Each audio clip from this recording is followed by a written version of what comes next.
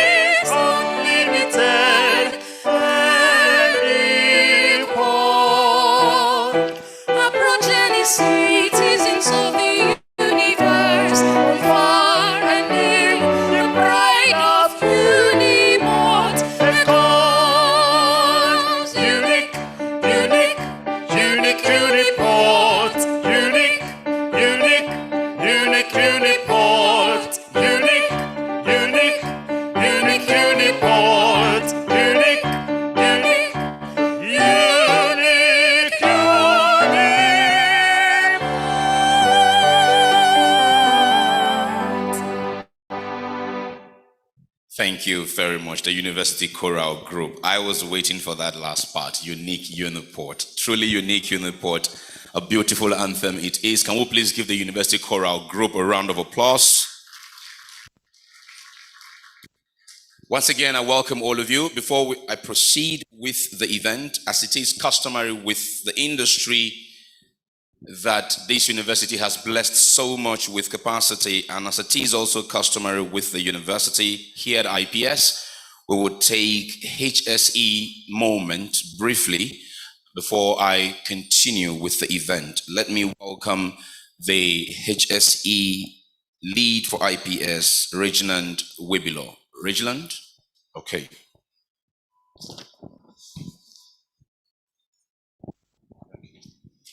Good morning, everyone. I am Mr. Reginald Webilo, the HSE officer of this institute. You're welcome to IPS Uniport. You're seated in the 256 capacity auditorium. There are 3 exit points in this auditorium, one on the left, right entrance, one on the left, and the third at the extreme. For emergencies, we are advised to use any of the exit points and move straight to the point for safety and possible head cuts. The muster points are 3, one behind this auditorium, the second is close to the powerhouse, the third one is at the car park. We are also advised not to eat in the auditorium, but to use any of the 2 canteens in this building. For anyone who wants to use the convenience, it is opposite the left entrance door. We are also advised to comply with the COVID-19 rules by wearing our face masks and maintaining social distancing. For more information or direction, feel free to ask me or the front desk officer. Just stay here and do have a wonderful program. Thank you.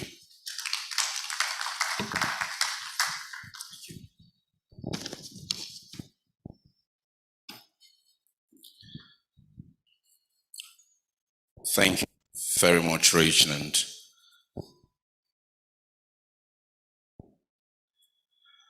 Okay. So once again, I want to formally welcome the Vice Chancellor of the University of Port Harcourt.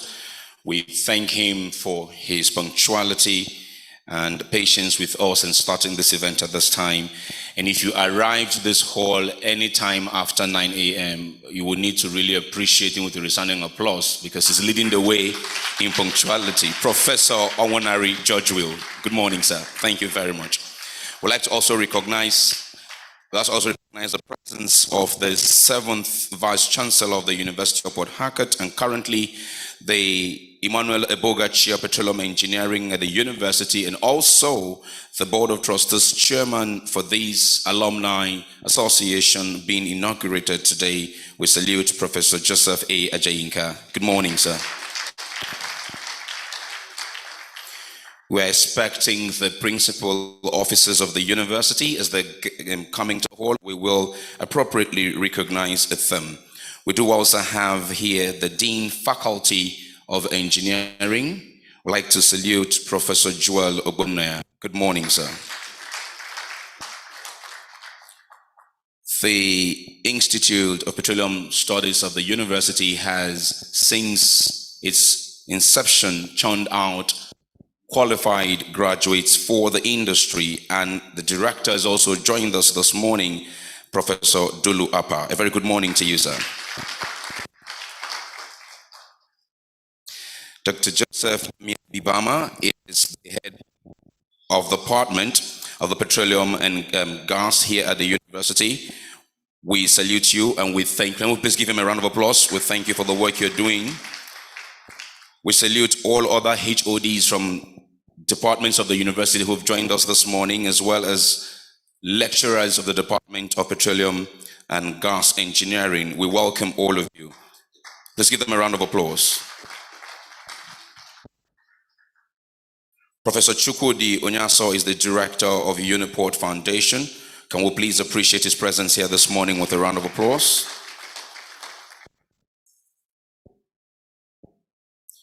I haven't seen some other professors of the department. I'm not sure I've seen Professor Mike Onyeka. Oh, he's here. Professor Mike Onyeka, a very good morning to you, sir. Let's give him a round of applause. Professor Sunday Ikiesi Kimama is also a professor in the department. Good morning to you. March, can you find out from the sound guy why this mic is seizing, please? Of course, I haven't seen the recently retired Professor Dosumu. He's from the department. I haven't seen him here. Okay.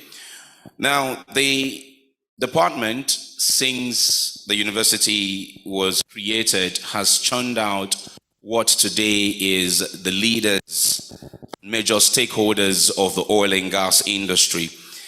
Time will fail me to recognize a long list of distinguished alumni of this department for whose sake that we're gathered here today.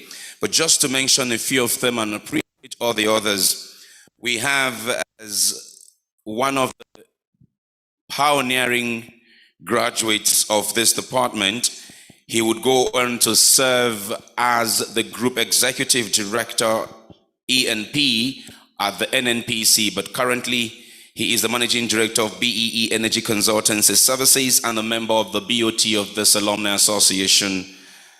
The distinguished alumni, Engineer Abie Membre, is joined us online. Engineer Membre, a very good morning to you. So can we please give him a round of applause? Thank you very much. As I said, it's a long list of alumni, distinguished alumni of this great department from this great citadel of learning.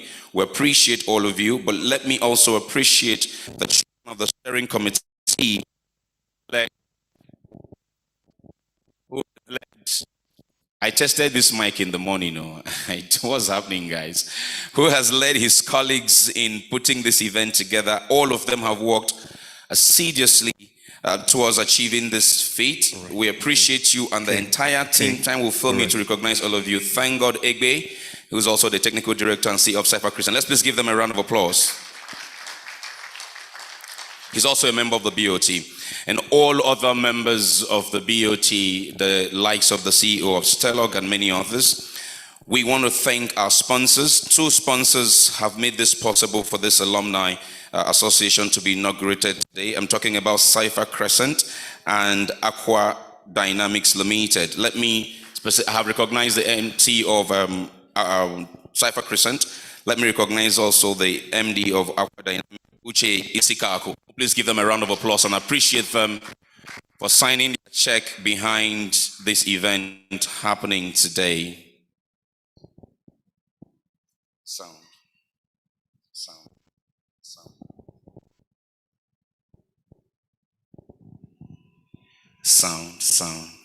Now, is it the way I'm holding this thing or is something else is wrong with it?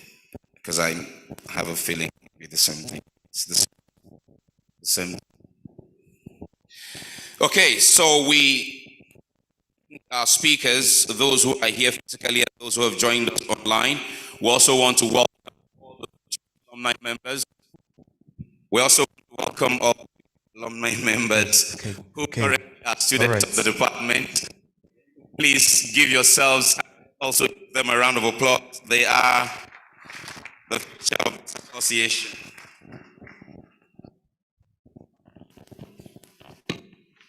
Technology sometimes, or should I say electronics sometimes, can be very funny. Okay. We tested this thing this morning. I wonder why. But if you can all hear me, I'm fine. Sound. Okay, let's work with this. Turn this two off. Let's see. If everyone can hear me, I am okay. Sound engineer, tell your mic that I can speak without it too. It's just my organs that will speak after me that is making me look for a good mic. Anyways, thank you all very much. So once again, we welcome all of you. A couple of years ago, I think about 6, 7, or 10 years ago now, someone asked the question, what is the future of petroleum engineering in the world today? Do they have a future? Now, every time when there is some kind of bust in the oil and gas industry, people begin to ask, is it relevant to study petroleum engineering anymore?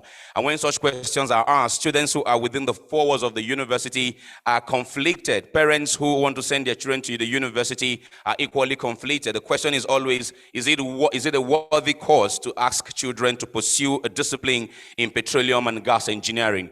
However, all of such confusions can be addressed if there is a proper alumni association that can work with the academia or the school, the alma mater, in ensuring that direction and guidance is given to all of these children who would come to serve in the oil and gas industry. Now, bear in mind, whenever there is such a bust, some old hands retire from the industry, and when there's the boom, there's a struggle to replace some of such departures. Now, this is the kind of bridge that the Alumni Association is coming to build as it has been inaugurated today. And we must continue to appreciate and thank every single one of these alumni members who have made sure that this association is inaugurated today and henceforth provides a platform to guide, to direct, and to help their alma mater where they find necessary. Can we please give all of them a resounding applause?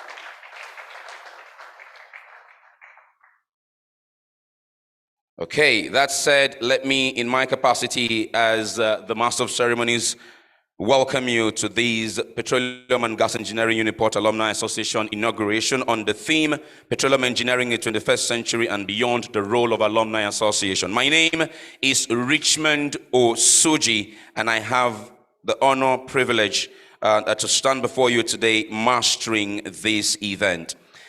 As we continue with our event, we'd like to take a formal welcome address from the Dean of Engineering at the university. Please welcome with me Professor Ogbonnaya Joel.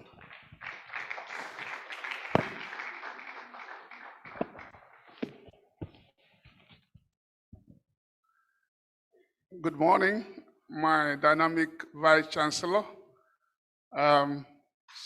colleagues, professors, the alumni.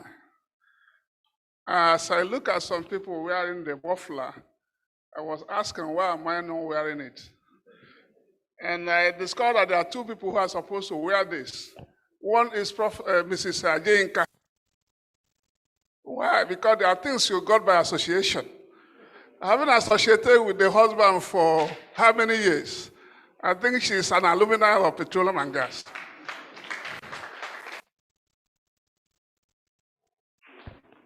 For more than 12 years, I've made graduates who are alumni. So I think I deserve to wear this. So having said this, I want to welcome everyone, especially the Vice Chancellor. Good things are happening as you have started. One wonders why it has taken so long to inaugurate an alumni like this. Sometimes some of us don't value what we have. When you look at the petroleum industry and the role they've played in the oil and gas globally, everywhere you go and see people talk, they will tell you they're from Uniport.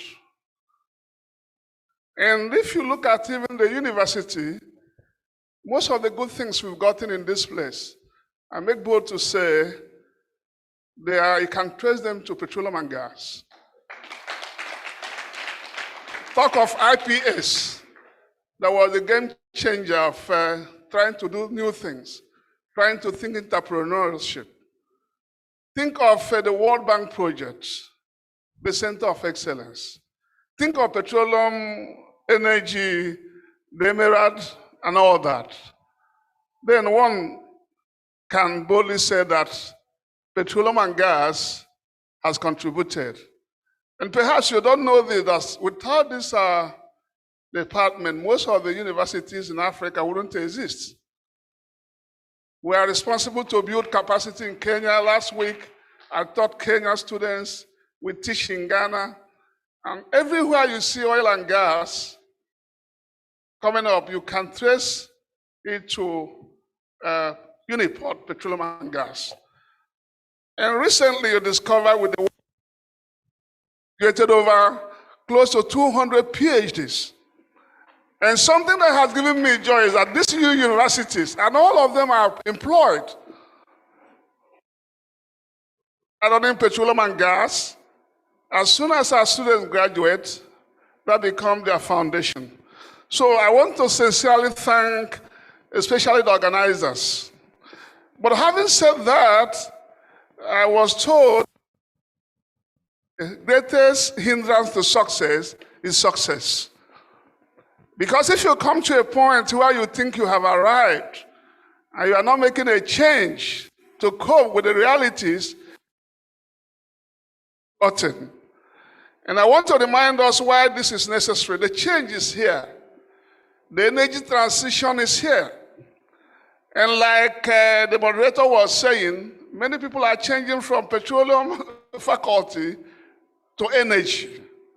And so if we don't strategize and get abreast with the changes, all our glory will be forgotten. So a part of what we need to do is to think of how to cope with the changes in the energy industry. I want to thank you once again for this effort. I want to assure our VC that you have brought good things, because last week we were there with NCDMV, and with the cream from the oil industry trying to set a pace for the new transition. Once again, thank you, and God bless.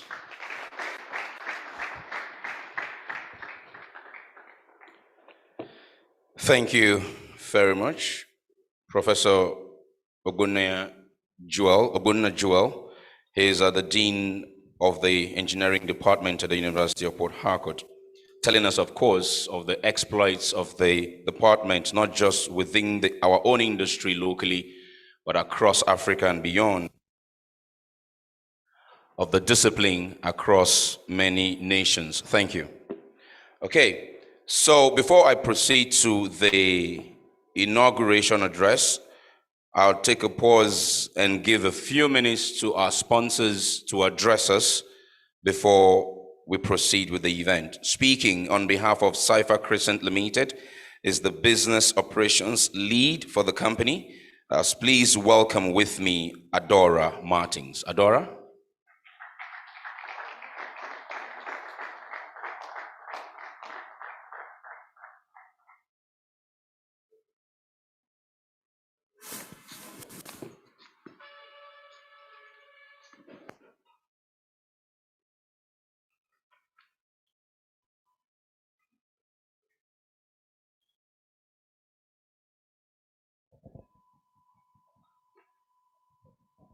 Oh, wow. It's indeed an honor to be here. I mean, looking at the familiar faces here, I was once a graduate of the University of Port Harcourt so many years ago, and I'm also an alumni of IPS. So once again, thank you very much for this great occasion. My name is Adora Martins, and I'm the business lead at Cypher Crescent. It's indeed an honor to be here and to be part of this wonderful inaugural ceremony. So as a company, we very much align with the goals and the values that this alumni association seeks to achieve. And then we're very proud to be associated with this. In the past, we've had affiliations and collaborations with the Committee of Petroleum Engineering Heads in Nigeria, trying to develop digital skills for the Nigerian graduate system, trying to ensure that we continue to innovate, we continue to share knowledge and continue to drive these innovations across tertiary institutions in Nigeria. We've also been a part of various human capacity development programs where we have donated our innovative software licenses to various institutions. I mean, IPS and even the Petroleum Engineering Department here can attest to that. We have also been a part of various development and capacity development programs where we actually deployed our resources and time in terms of teaching and educating and equipping graduates to ensure that they match the quality and standards that are required in Nigeria and even globally at large. So once again, on this occasion of the inaugural ceremony, we are happy to be a part of it, and we congratulate the Department of Petroleum Engineering for this great initiative. And we also reaffirm our commitment to be a part of knowledge sharing, to be a part of innovation drive, and to be a part of the sustainability of this program in as much as we can. And so once again, thank you and congratulations to us all. Great Uniport. Great Uniport. Wait. BC, I don't know if your people are asking like they don't, you don't, okay. Unique Uniport. God bless you. I wanted us to get that out of the way. Thank you so much, thank you. Come on, please give a round of applause, and also, with that applause, truly appreciate Cypher Crescent. Our other sponsor is not in the room yet. When he's here, we'll find time for him to address us as well. So thank you very much. We're going to go into the inauguration lecture before we listen to a very special guest, our chief host overall for the event. But our next speaker is a host for this event, He is a senior lecturer and the incumbent acting head of the Department of Petroleum and Gas Engineering here at the university. He's also the PGD coordinator of the prestigious Institute of Petroleum Studies here at the university. I'd like for us to please welcome one of the people working hard at this to deliver this event. Oh, okay.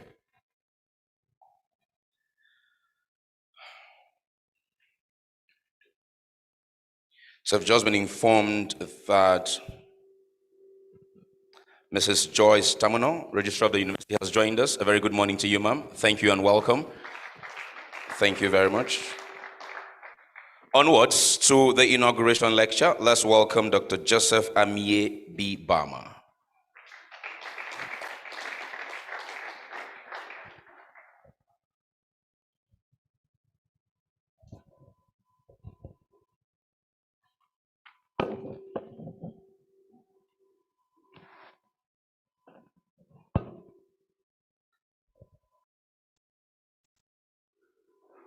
Good morning, everyone. May I sincerely apologize to the Vice Chancellor for the mix-up and the timing.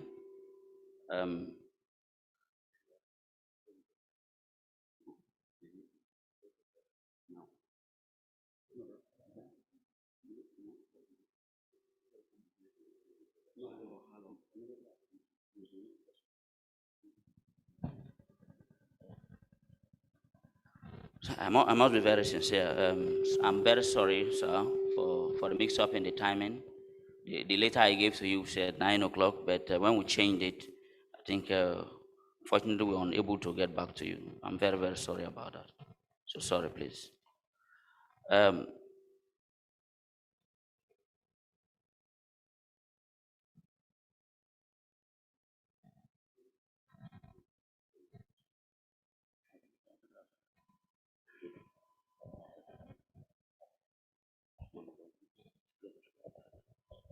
Okay. It's my pleasure to invite the Vice Chancellor of the university to come and give us his own opening remark. Thank you very much. Yes. Thank you very much. Let me, on behalf of the Governing Council, management, senior staff, and students of this university, welcome all of you to this occasion we hold very dear in our hearts. We hold it very dear in our hearts because anything to do with alumni, I feel very, very elated because it's time to give back. We want to give back to the people that have trained you, to the institution that have trained you. If you look at the place you are, I'm sure it's with nostalgia you're looking at what IPS is today. Some of you did IPS when it was in Delta Park, but today you can see what you have here. I want to say that everything you see here was done by human beings through the inspiration of God. Everything you see in this university, as we are back here, the beauty, the splendor, the grandeur, whatever you are seeing is done by human beings with the inspiration of God. And so God is bringing you today too to come and contribute your quota to make these things better. And that's why I had a very crowded schedule today, but I said, no, I have to come here because whenever people want to give back to the university, I'm the one person to come and receive. So I have come here to receive. I've come here to receive. And I know that I will receive because the people I'm seeing here, I know this university will receive from them. Now, the only thing I want to say, we have a national body of alumni. When I was coming, I was asking myself, body relates with the national body. It is my prayer that this body will relate appropriately with the national body because it is key. All graduates of University of Port Harcourt, they have a national body. And so if this body wants to cater for a particular group of people who graduate from this university, fine. I'm good about it, but please, I think they should liaise with the national body, because the national body is also recognized by the university as a body for all graduates. While I encourage you, just try and get across to the national body to know this is part of them. It's a subset of the national body.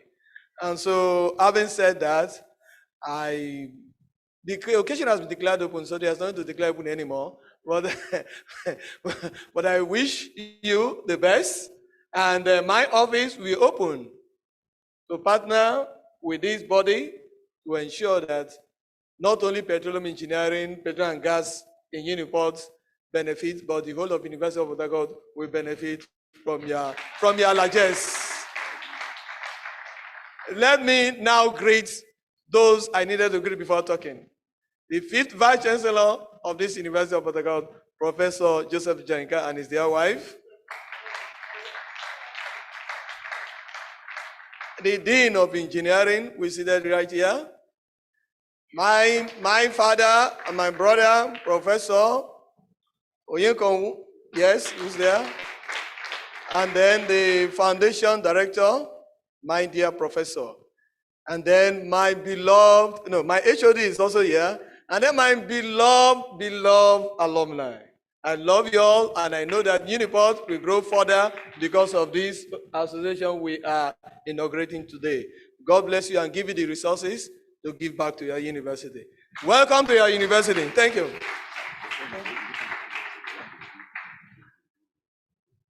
Okay. Please, can I get the BOT for the, yes, here, please. The BOT in the room here for the association, and then the steering committee members in the room as well. Please come and take this quick picture with the Vice Chancellor real quick. He has to attend to other meetings. Please, as he leaves, I will beg us to remain seated. As he leaves, I'll beg us to remain seated. As he leaves, I'll beg us to remain seated. The principal officers here, the BOT of the association that he has inaugurated, the steering committee members, please. Sir. You can, I protest too. No, I protest too. I protest. I protest too. I protest. No problem, VC. You can go with that one. I'll get another one, VC. I'll get another one. Where's Professor Bonna's own, please?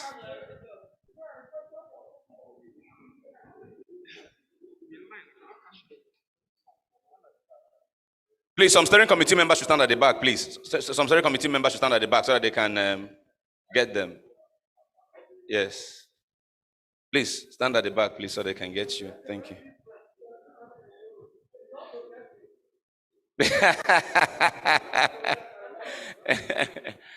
So please remain seated as the VC leaves. We will continue the event. We will take the inauguration lecture. Thereafter, we'll proceed to a keynote address by another distinguished alumni who has joined us virtually.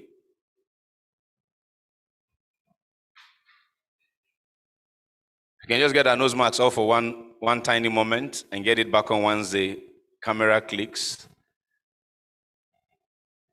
Photographer, let us know once you're done with the shot so we can proceed with the event.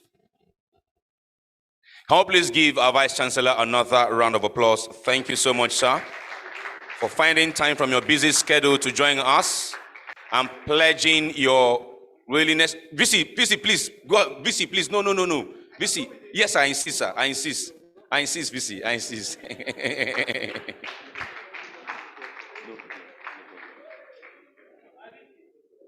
Thank you, VC. Thank you so much. Please remain seated. Remain seated. Our event continues. Okay. Our event continues. We will take the inauguration lecture.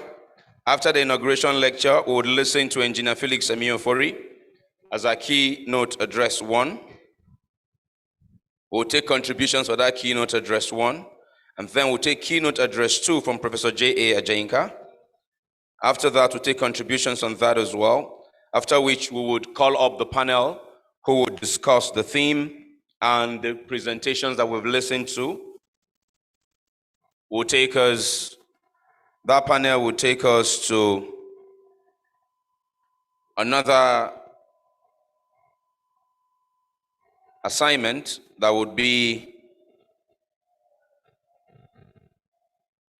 a formal inauguration of the association.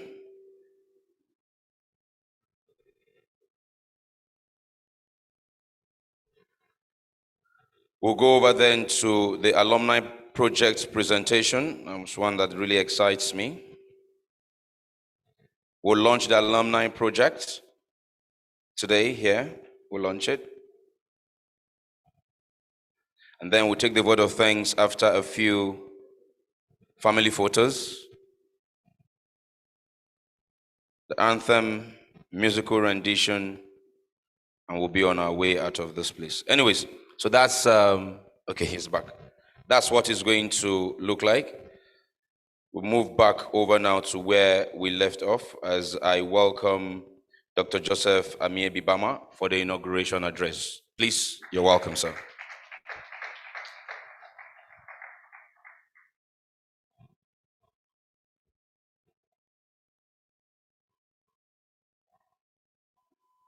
Thank you very much, Richmond.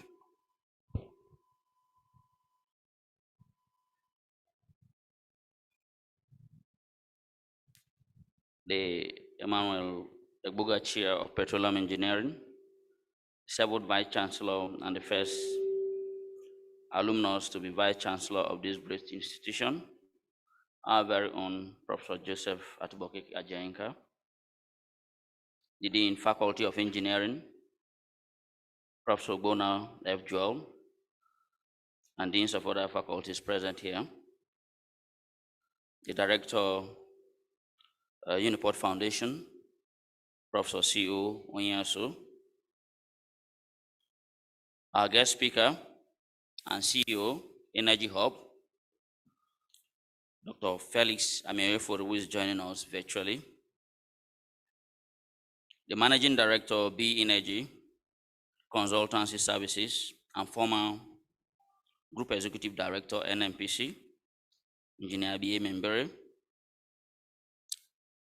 the Operations Division Manager, Nigerian Ajib Oil Company, Mr. Lawrence Osakwe, physically present with us here,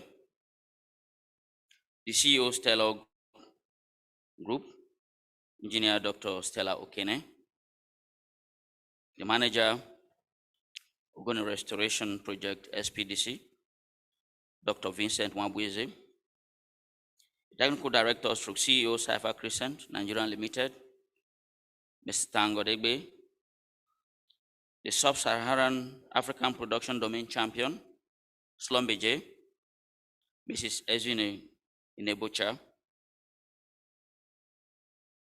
Dr. Esurus Rita Okorafo, Stanford University. Let me also specially recognize the oldest lecturer in the Department and Faculty of Engineering, our very distinguished Professor, Mike Onyekomo,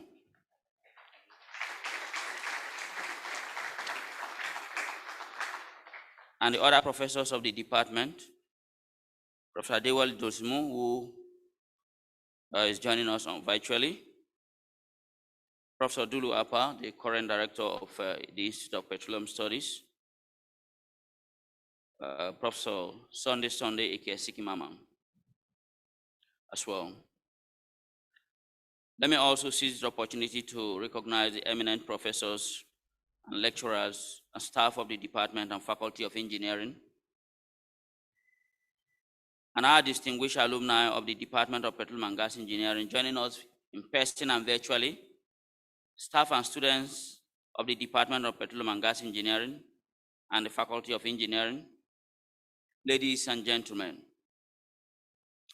Today is remarkable because it has been a dream nurtured before my appointment as the head of Department of Petroleum and Gas Engineering. I must be sincere, it has not been a smooth and easy ride, but by sheer determination and perseverance, we are here to accomplish a dream. This event was first scheduled to hold on the 1st of July, but was postponed to 15th of July, 2021, just to ensure wider publicity. While working towards 15th of July, with vendors fully engaged on the 2nd of July, the Council of the University announced the 9th Vice Chancellor of this great university. Obviously, this automatically put this event on hold, as no one can predict the foreseeable time to hold it again, mainly to enable 9th Vice Chancellor settle down before scheduling him for a major event like this. The optimism of holding this event waned dramatically. Tried as much to encourage the steering committee never to give up on this project, though I saw the initial enthusiasm and optimism fast waning. I suggested 26th of August being today as the most likely date for this event. Fortunately, it was unanimously accepted and promised to reach out to the Vice Chancellor directly. However, I was skeptical about meeting the Vice Chancellor so early after his appointment, knowing that he will be inundated with numerous official engagement within few days of his assuming office. But I also know that something has to be done quickly to prevent complete setback to this dream. I summoned courage to send him a text message on the 14th of July, detailing my intentions, barely 2 days after assumption of office. Surprisingly, he responded swiftly and gave me an appointment the following day, even though he never had my mobile number. I visited the vice office, and as envisaged, he was really quite busy, but to my surprise, he left his classmates who had paid him a courtesy call to attend to me, and by the following week, precisely 23rd of July, I received a confirmation letter from him attending this event. This singular action from the VC was what reignited and resuscitated his enthusiasm to continue this project. Please let's appreciate a simple and humble man, a friend of the oil and gas industry, our 9th Vice Chancellor, for this singular action that restored the hope of gathering today. Permit me to introduce and appreciate the members of the steering committee, which is made of a cream of fine alumni. The chairman, Mr. Tango Degbe, CEO, stroke manager, Safa Crescent, Nigeria Limited. The secretary, the HOD Petroleum Engineering, Rivers State University. Engineer Dr. Adobe Anele. Engineer Chike Wonode, SPDC. Mrs. Chinwe Uchendu, SPDC. Engineer Jaja Adagogo, Chevron. Ms. Ezine Inebocha, Sub-Saharan African Production Domain Champion, Slumbeje. Engineer Felix Anipo, Sourcing Lead, General Electric, Sub-Sahara. Dr. Rita Esru, Okora for Stanford University. And Dr. Uche Usokogu, Departmental Representative, Petroleum and Gas Engineering, University of Port Harcourt. Just by prayers and good consultation, I was able to gather this team of great minds. They had worked assiduously and harmoniously with their time and resources to make this event happen. Please join me and celebrate this team.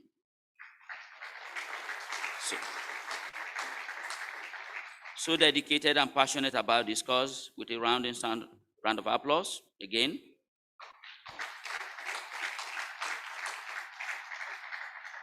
I will ever remain indebted to you for your efforts and commitment. Thank you.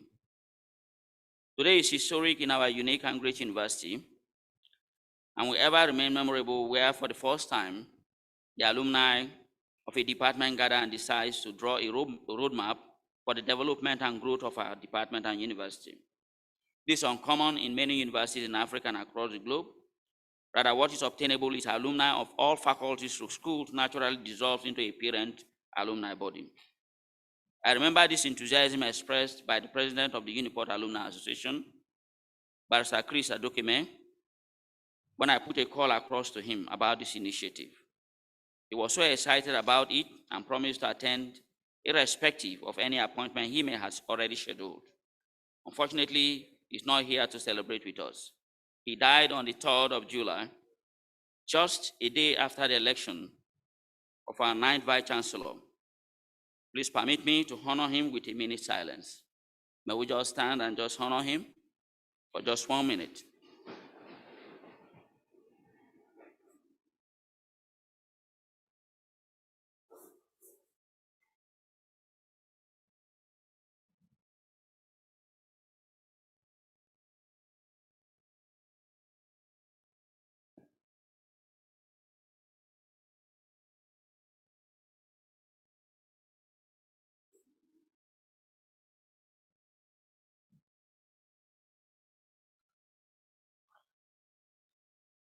May his soul rest in the bosom of the Lord.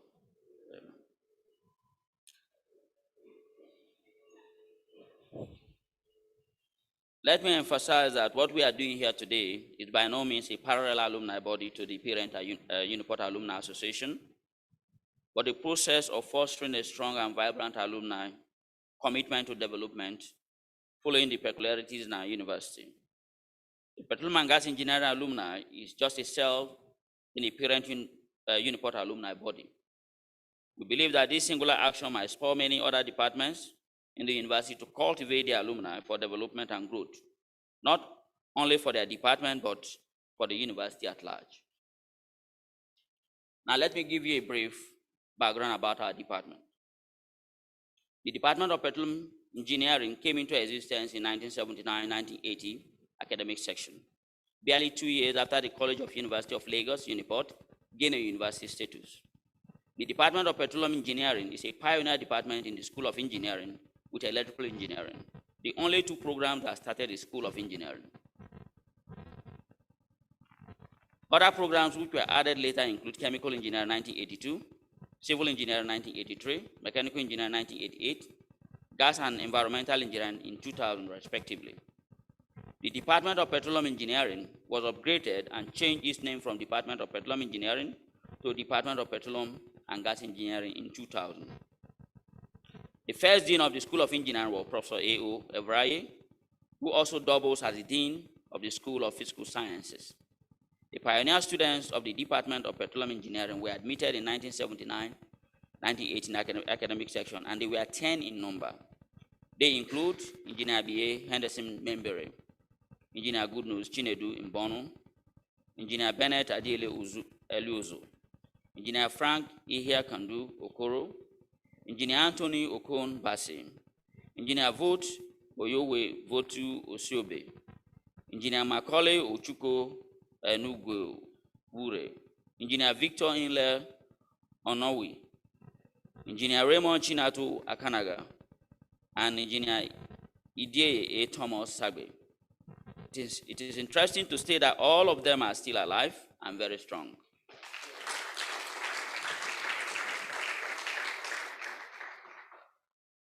Today we have one of them joining us virtually as one of the panelists, who grew through the ranks of his career to become the Group Executive Director of NNPC, Engineer Abiye Membere.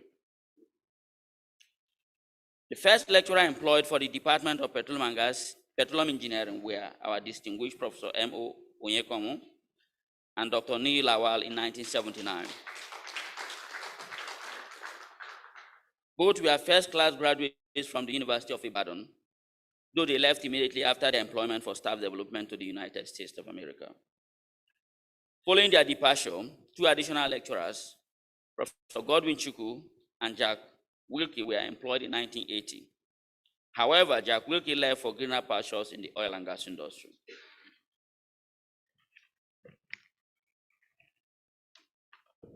Our amiable and distinguished Professor Joseph Atubokika Jenka was employed in 1982.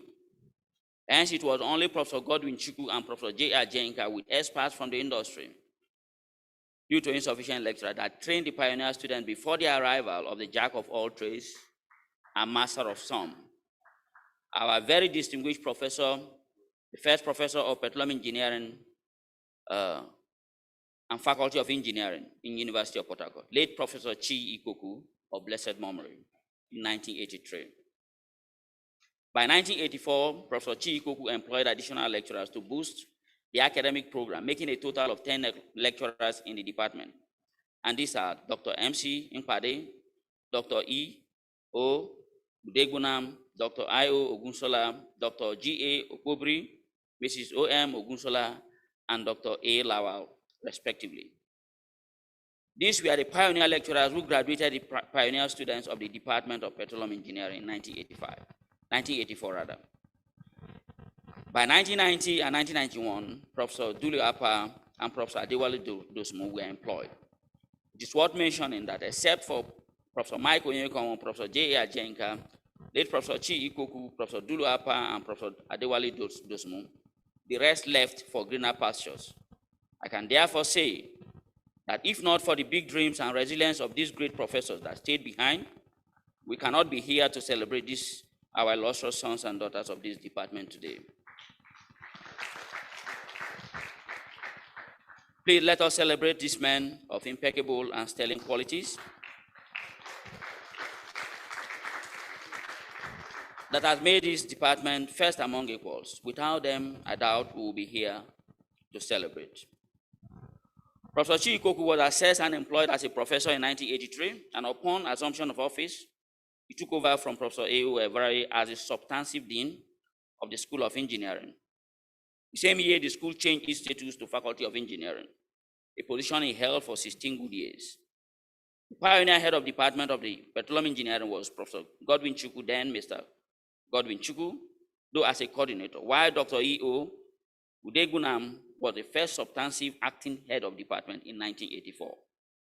Professor Chikoku started a graduate program in the Department of Petroleum Engineering with two pioneer students, Professor J.A. Ajenka and Professor Adewale Dosmu in 1984.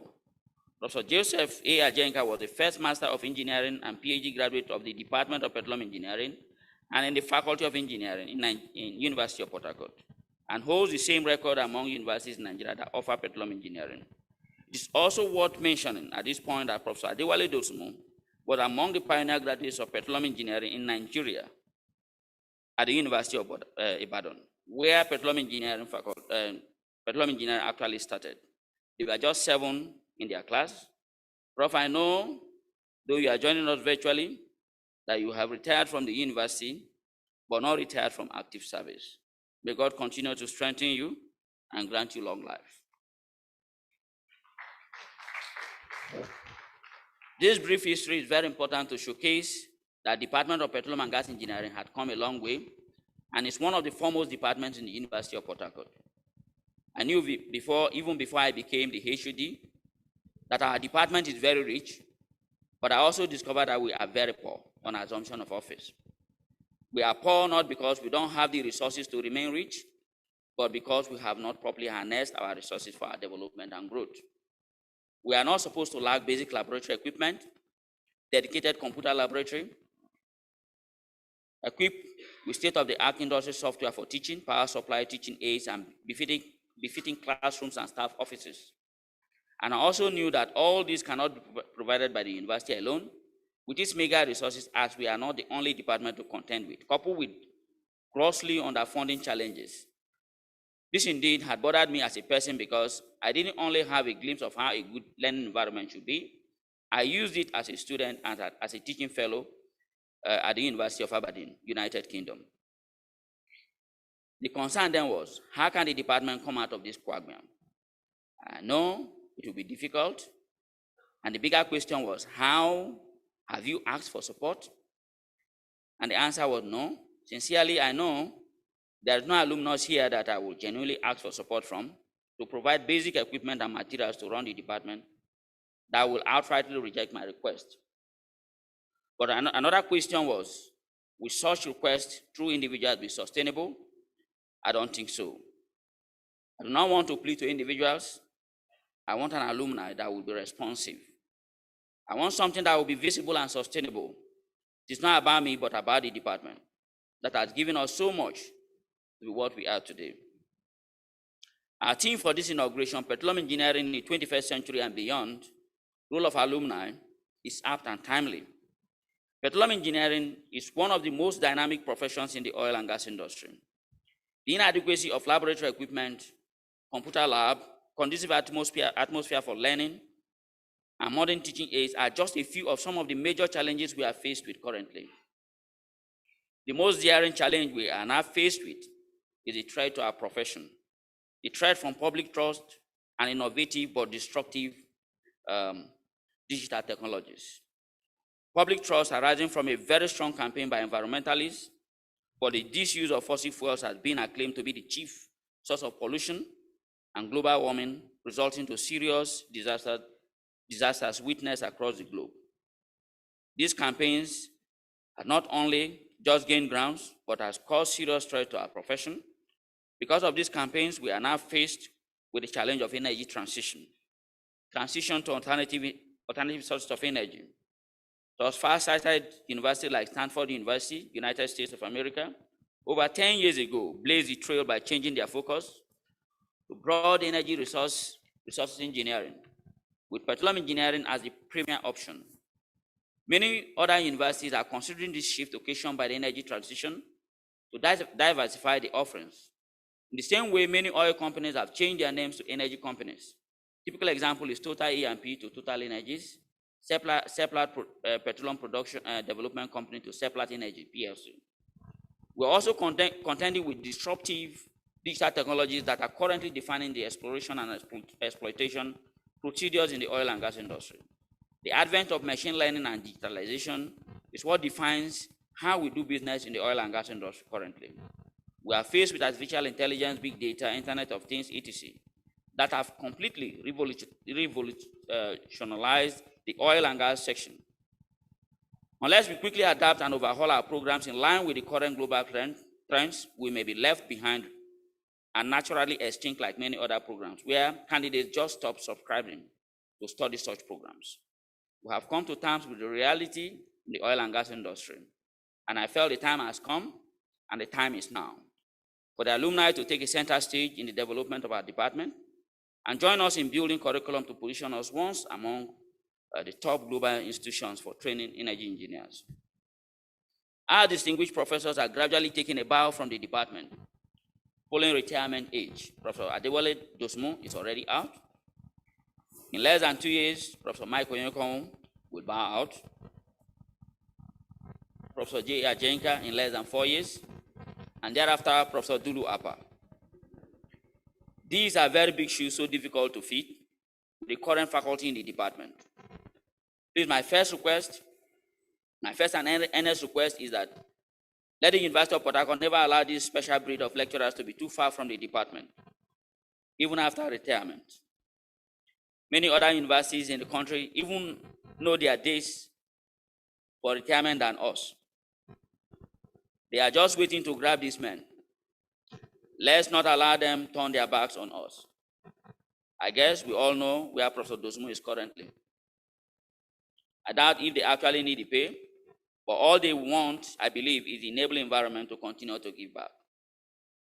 Already to cope with the disruptive digital technologies, the department through the University of Port Harcourt had already entered a collaboration with SP Nigerian Council and Safa Christian Nigeria Limited early this year, a leading indigenous oil and gas digitalization technology company, ably owned and operated by an alumnus, and the chairman of the steering committee, Mr.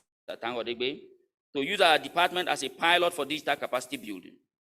I gladly thank the former acting vice chancellor, Professor Stephen Okodudu, who, on identifying the need and importance of this initiative, without hesitating, approved this collaboration. This training had commenced since June 1st, 2021. It is also noteworthy to mention that the trainees are paid by SP Nigerian Council, and not only the students, but also lecturers are benefiting from this initiative. Please, let's give a resounding applause to SP Nigerian Council and Safa Christian Nigeria Limited. Currently, our department offers 2 undergraduate programs, Bachelor of Engineering in Petroleum and Gas Engineering. We also run postgraduate programs, postgraduate diploma, Masters in Engineering, and PhD with the following specializations: drilling engineering, reservoir engineering, production engineering, gas engineering, and petroleum economics.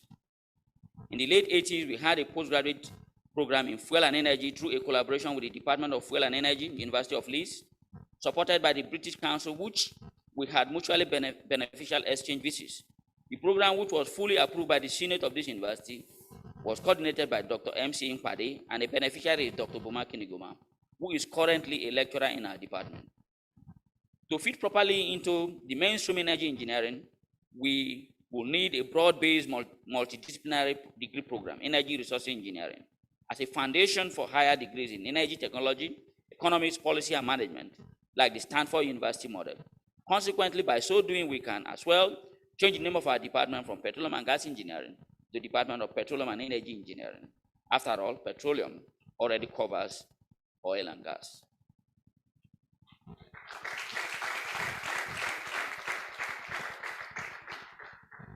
So my earnest request from the Council and Senate of this university is that we need to float in on a new undergraduate program to be called Energy Resources Engineering as a foundation feeder for the MEng degree program in fuel and energy, already approved by the Senate of the University of Port Harcourt.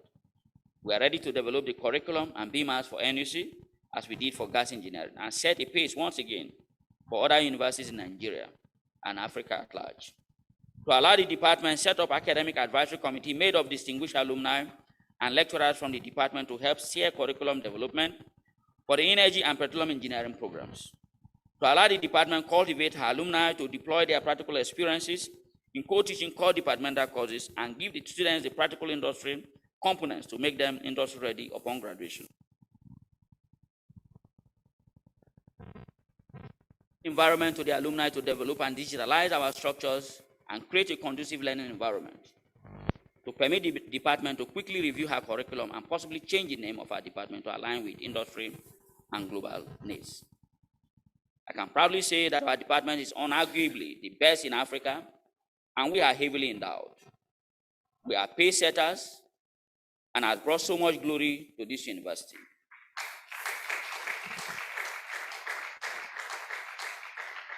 The department has trained and provided some of the finest human capital for the oil and gas industry globally. Through international collaboration, it has established and supported petroleum engineering education in some countries in Africa, like Ghana, Cameroon, Sierra Leone, Cameroon, Gambia, and so on and so forth. We recently discovered hydrocarbon in their domain. Our lecturers still teach in some of these universities in this country. They're still ongoing. We are the first to give this university an alumnus vice-chancellor, the 7th vice-chancellor, our very loved and cherished and distinguished Professor J. Ajenka, who turned this university to a construction yard with outstanding and visible projects that will stand the test of time.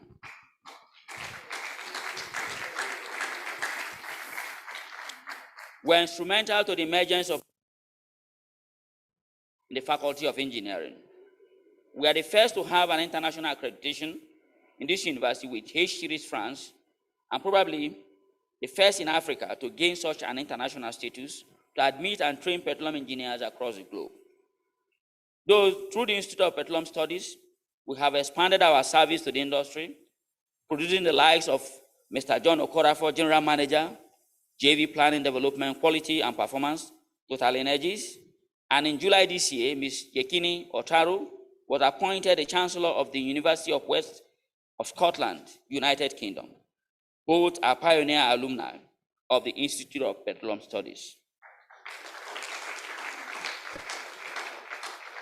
A great feat and a testimony that will break grounds. And now we are here to do another, to directly cultivate our alumni in development and running of petroleum and energy engineering programs. We believe many more are still on the way coming. The alumni of the Department of Petroleum and Gas Engineering are willing and ready to give back. All they need now is the enabling environment to do so. Obviously, from the inaugural lecture that the VC, at least this message can be passed across to him, to even meeting with ESCO of the Uniport Alumni Association Port Harcourt branch, he sent a clear message about the importance of the alumni and how he wanted their support to succeed. And I quote him directly: "Let us work together. Alumni are major stakeholders in the university system, especially in fundraising.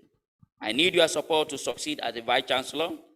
It is a family affair because we all hold the certificate of Uniport. If the university ceases to exist, there will be no way to verify the authenticity of your certificate.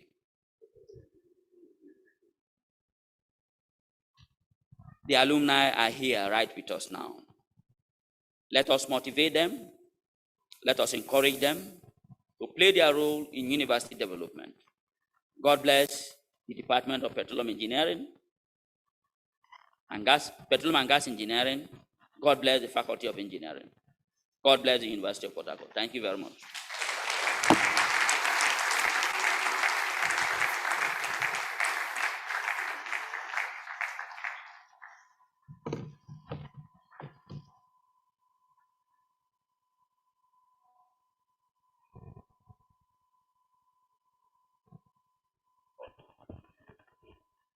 Thank you very much, Dr. Joseph Amiebi Bama. He is the HOD Petroleum and Gas Department, Uniport. Can we please give him another round of applause? Detailing in that lecture what this Alumni Association has been set up to do, where they're seeking partnerships, where he's encouraging, or should I say, charging the Alumni Association to step in, and also encouraging the university, governing council, and indeed environment to ensure an enabling condition for the alumni to thrive with all of their aspirations and agenda. We thank you so very much for walking us through that detailed inaugural lecture as to why this alumni is set up. Distinguished ladies and gentlemen, we're continuing with our agenda this morning, and this time we're switching gears to the first of our two keynote addresses. We're looking at how petroleum engineering is evolving in the 21st century and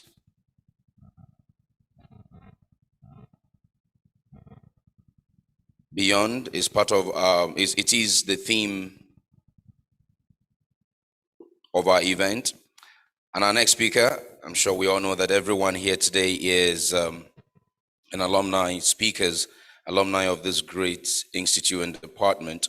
Graduated from the department in 1987 and 1988 with a second-class upper degree.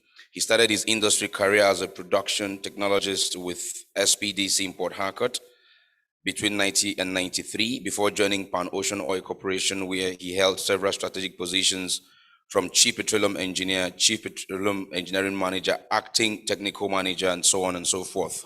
Now, what is of great importance to note here is, after his sojourn with some of these international companies, he came into operating for international and local companies as well in the marginal field space, where he led a lot of these companies to hit first oil in what was considered inconsequential fields.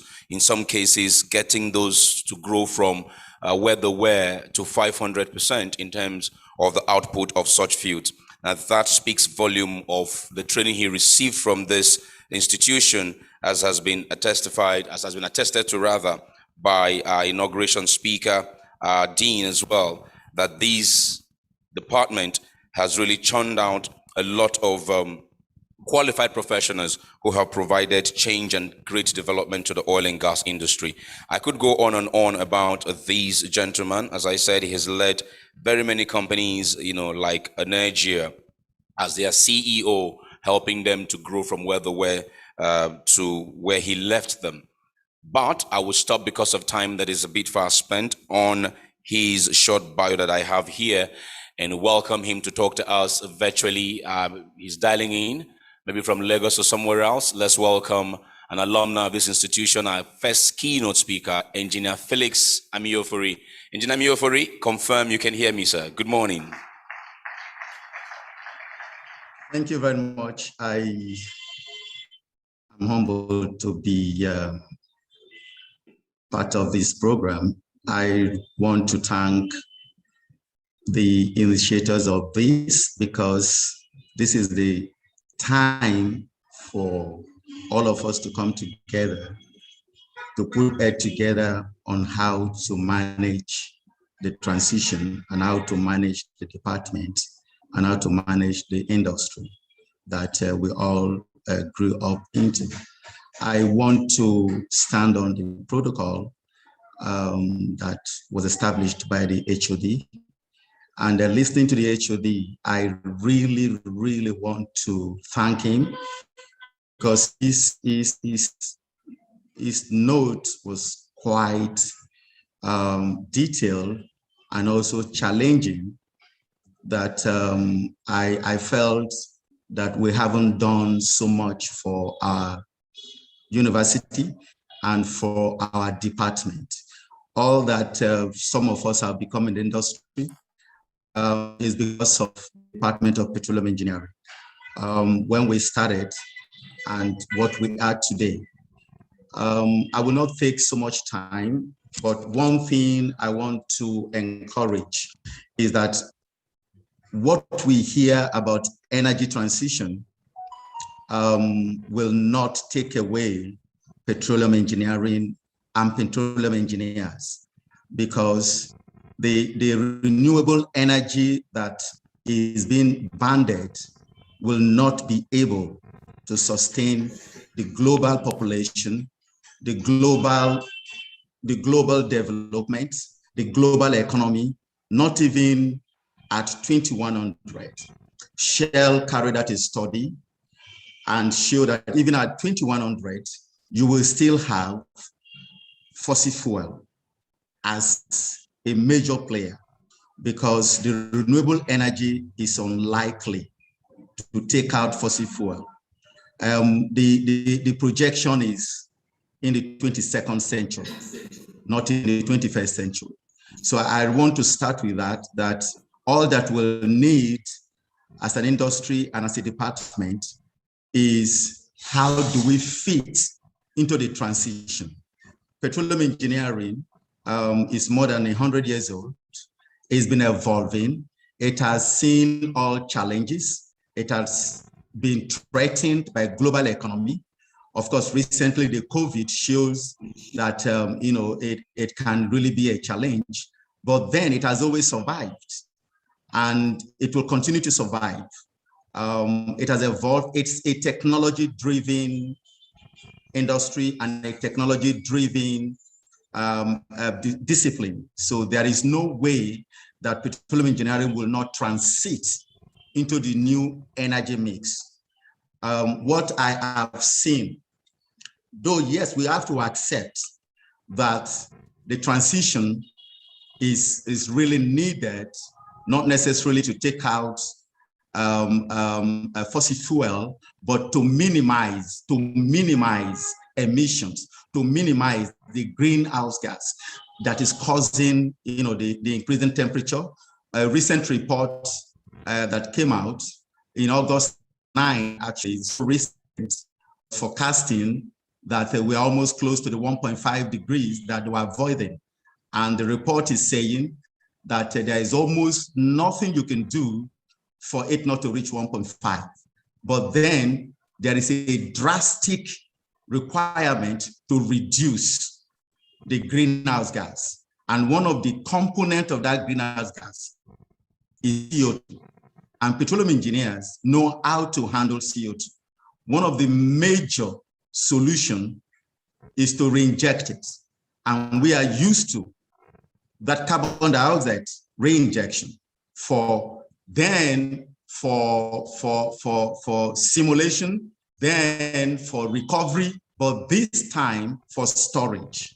And so, the researchers have shown very strongly that you will need petroleum engineers to be able to design reinjection wells. You will need petroleum engineers to be able to ensure that you can find the right reservoir structure to reinject that carbon dioxide. There are a lot of projects going on in the US and Canada and Australia, and they have tested it, that if this continues, definitely you will have to be at the front end of this transition.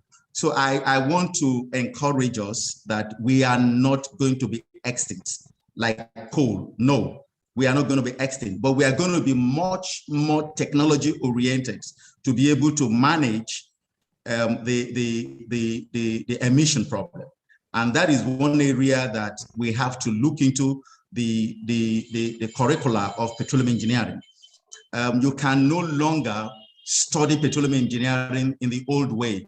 You have to be sustainable. You have to be sustainable. You have to be a sustainable engineer, an engineer that thinks not only of what comes out of the ground, but how the environment looks like. And that is why, as the HOD said, a lot of universities are already switching into energy. And so a curriculum that would ensure that the petroleum engineer is conscious of the damage and how to mitigate, how to minimize the damage. And that is what will become a new petroleum engineering. You have to wear a lot of cap. Now there is going to be carbon tax because emission tax has already been introduced. And so if you really want to be a petroleum engineer, you also have to begin to understand all of these dynamics that are already on ground. One of the other areas that in the renewable energy that petroleum engineers has also been shown in researches is that geothermal energy. There are researches, reports that have shown that you will need petroleum engineers to design deep wells now, instead of oil, for geothermal wells. And we are the best people that can do that. We are the best people that can drill, into those, hot water zones, into those areas, and then find good, production systems and bring them back. And those are petroleum engineers. So petroleum engineering courses will have to be mixed energy courses that will ensure that the engineer is not only looking for oil, but it's also begin to look for geothermal reservoirs. And those are things that will not go away now. And even there are researches that have shown that even wind energy, that you have, the wind turbines and the seas, there are studies that have come out that you will need to make a lot of conversions of the oil and gas installations. So they are not just going to abandon them and then just destroy them. They will be used for storage of electricity and capacities to be able to transmit. One other area that this energy transition has also brought, that it has also been shown that petroleum engineers will be very useful, is we will also become water engineers. Water engineers is that as the water table gets lower and lower, you will need experienced people. Even here in Nigeria, I live in Lagos. There was a place where, I had a project and somebody was drilling a borehole. And I told him, listen, I think the best way is to just get a rig and we drill a deeper borehole. So that is going to be another, because one of the crises that is flagged is water supply, portable water supply that will be sustain a global population of 10 billion people. And so petroleum engineers, I don't know what you will call it, but you will be the people that they will need to drill water wells, deep water wells, complete deep water wells, and supply water to the world. I know no other person can do that except petroleum engineering. And so that is what I want to, just at the top of it, because I personally was scared. I must confess I was scared because they banned so many things. Oh, stop fossil fuel and do all that. And I would humbly say that I had to go and study sustainable energy engineering. And I said, I need to find out exactly what these people are saying, whether they're lying or they're not lying. And I found out that not everything they say was true. We are not going to be out of existence so soon. And that is what it's going to be. Now, one other thing that is very critical. Don't worry, just leave this slide because I think the slide is for the people so that I can make it very brief. One other thing that is very critical is the digital world. Petroleum engineering has been evolving, manual and some, analog. And then now we are in digital world, Industry 4. Industry 4 is purely a mixture, where humans are going to mix with machines, artificial intelligence, robotics, and so you cannot really study engineering to do engineering. You have augmented realities.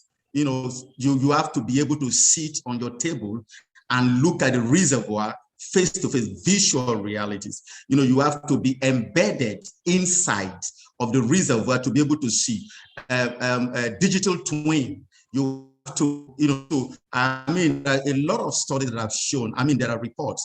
I actually did a paper on this, and I asked my friend Tango that if he can just, put it together and find a way and distribute it, because I did a little bit of work to be able to show that we don't have to panic. All we just need to do is to have a change of mind, a change of philosophy, a change of strategy. Petroleum engineer now will have to be a digital engineer. You have to be digitally compliant, because COVID have just shown that you don't have to be, everywhere. If you want to go to the platform, the quarantine, where I am, consulting for a company, to go to a platform, you have to be quarantined. To come out, so it's not going to be easy. So you have to bring the entire operation on a desk in your office. And that is what petroleum engineering is going to be. You have to be compliant with Internet of Things, of course, with 5G. And I know some of us also know that China is already researching on 6G. So, we are just going to be digital people. We are going to be digital engineers. We're going to be bionic people. We are going to be both human and machine, because right now, of course, some of us know machine learning, deep learning, you can set up algorithm that can do what you can do much, much faster. So the future for the petroleum engineering, I strongly believe, is sustainable. It's not going to be the ad hoc petrophysics. It's not going to be the way we used to do reservoir simulation, discretization, all those manual, curve machine that we are taught to do. Is going to be purely digital. Everything will come, and robotics. We have robots that, in the paper I did, which I hope some of you will see it, is that robots can actually fly over and even do in a lot of geologic survey, and you don't have to go out to look at those outcrops. You just sit where you are and beam it on the system with the right, instrument. You'll be able to see, the rock formation. These things are becoming very, very visible and very, very pragmatic. And this is why I said that the alumni initiation is very timely. I feel, I told a few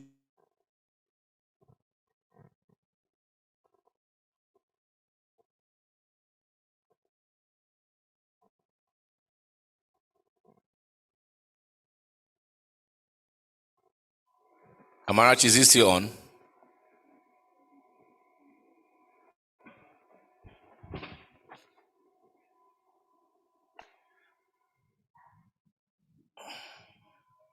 Is Professor Dosemo online? Can someone confirm?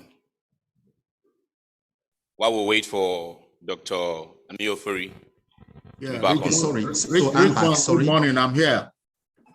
Oh, okay. Good morning, sir. If Dr. Amiofuri is back, let's allow him finish, and then thank you. I'm just summarizing. So the alumni role is very timely. We all need to come together, because we need to put not only those who are practicing, but those who are coming into the departments, and we need to encourage that your career will even be much more useful in the energy transition, because there is no way they can take out carbon dioxide completely, no matter how they want to go into even natural gas, which is our own field. The gas part will remain. Shell had a study, the Sky study. Natural gas will remain. And even the hydrogen that they are bandying is coming from natural gas. So petroleum engineers will be required to look for more gas wells, and even how to get it processed, and even how to get involved in the hydrogen process. And so we are really embedded in the transition. They cannot take out natural gas because it's just going to be there. It's only going to be that before you do that, the carbon capture and storage, which is have to go with it. We have to reinject the carbon dioxide. So in summary, I want to say that we just have to, put a new cap, because the world will need us. They will need us to take most of those things back into the reservoir that only us can manage with our geology friends. And so my professors and then the organizers, I really want to thank you. And I have said to myself that this is the auspicious time that all of us need to come together and then ensure that those who are coming in and those who are practicing have a future that is not threatened. Thank you so very much for the opportunity to contribute. God bless.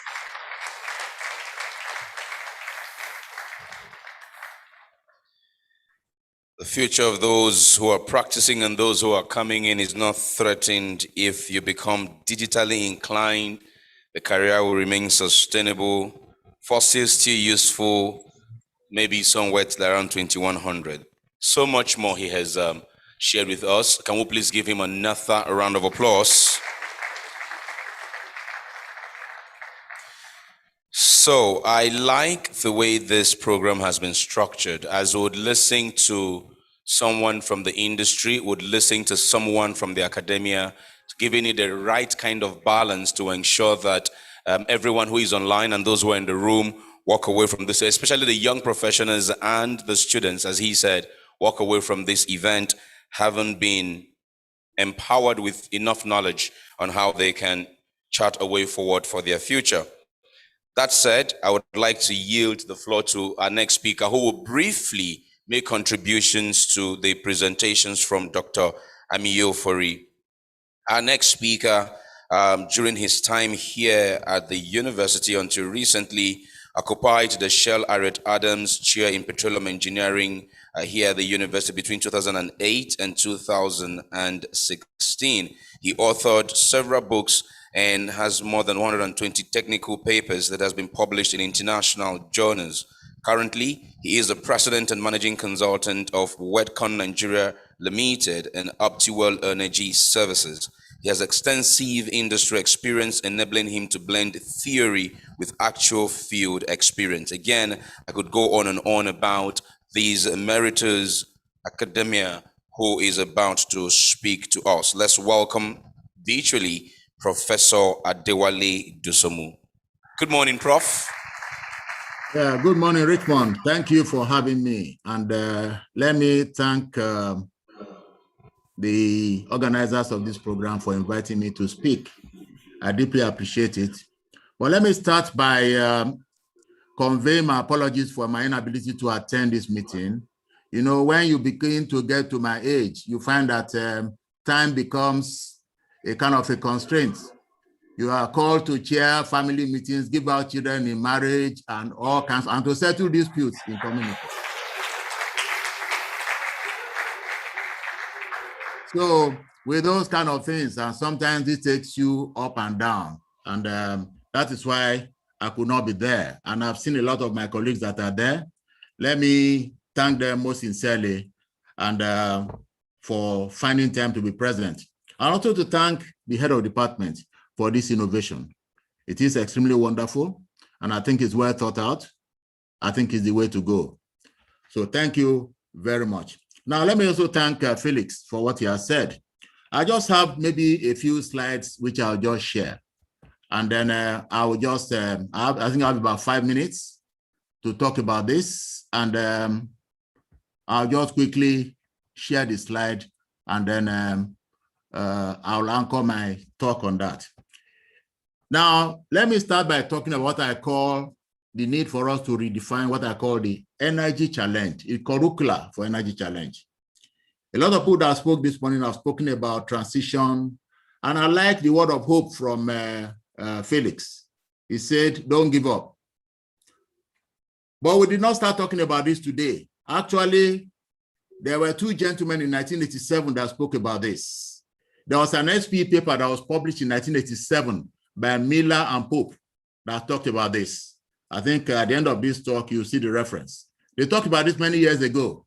So it's more like when they talk about the man who saw tomorrow, because he talked about this way back in 1987.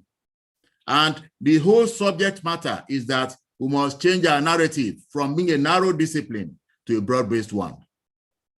Now, let me also, again, like I told you, one of the things you acquire by being as old as I am is that we like to tell a lot of stories.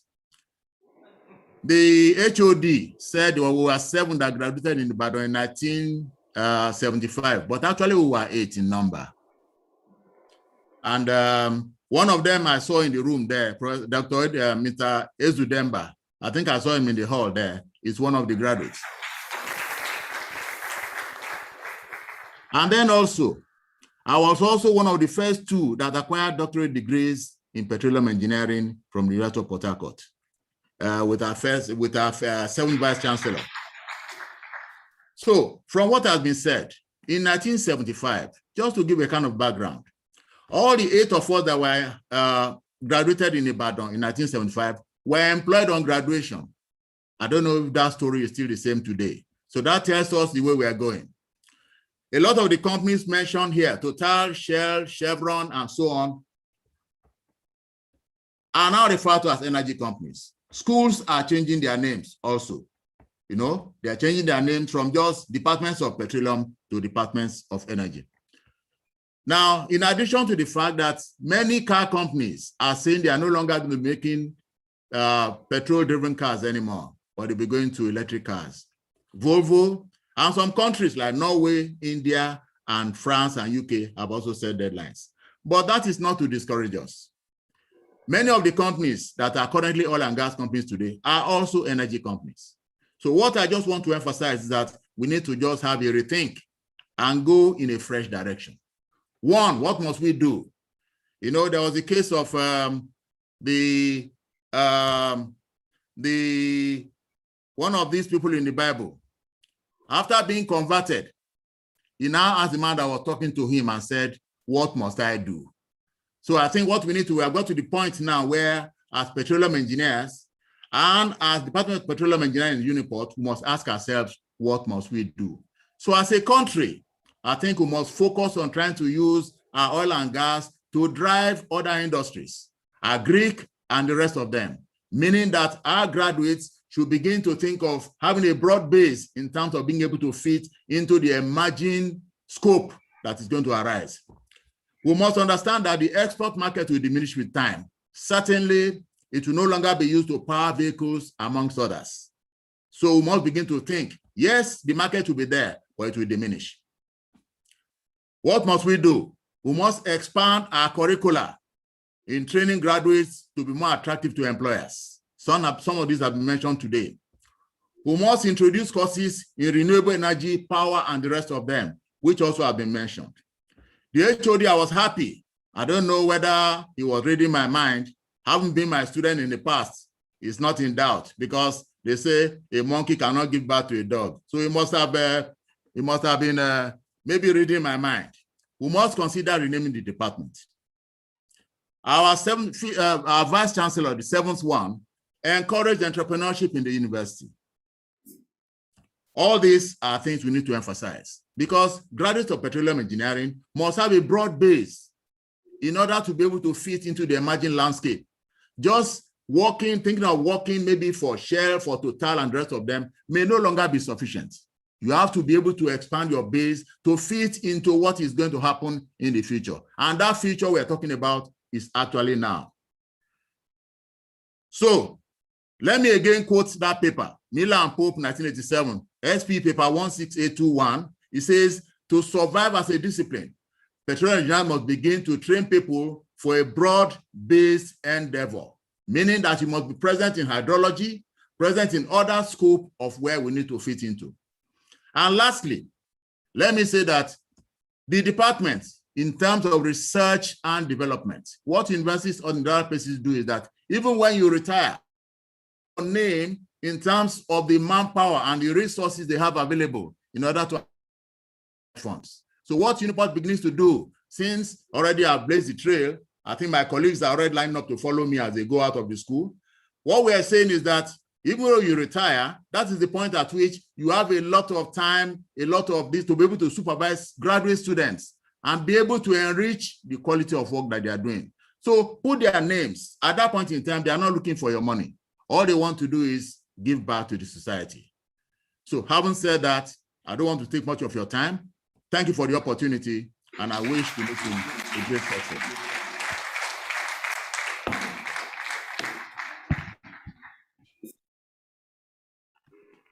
Sound. Thank you very much, Professor Emeritus Professor Adewale Dosumu. Thank you so very much for those insights. The discipline has to be broad-based, incorporating a little bit of everything that will make the petroleum engineer a well-rounded professional to contribute their quota in this energy transition that we are moving towards. I think I just want to remind us that a few weeks ago, the President of the United States of America was asking OPEC to increase production to drop. The fact is that, again, you cannot just take the world source of energy for the last 100 or so years and just shove it away in a short amount of time and expect everything to just be, smooth and easy. As the HOD said, and as Engineer Dr. Mioferi said, I strongly believe that fossil fuel is going to be here for the longest time coming. Yes, renewable will play its part, but fossil fuel will be, and you petroleum engineers, gas engineers, trust me, you would be also your emeritus. You most certainly will be relevant moving forward in this discourse. Thank you very much. Sound engineer, please, this mic is distracting. We're taking another live in-room presentation now, and we cannot be doing this when the speaker comes on to speak. Let's ensure this mic is functioning properly. Thank you. Thank you, thank you, thank you.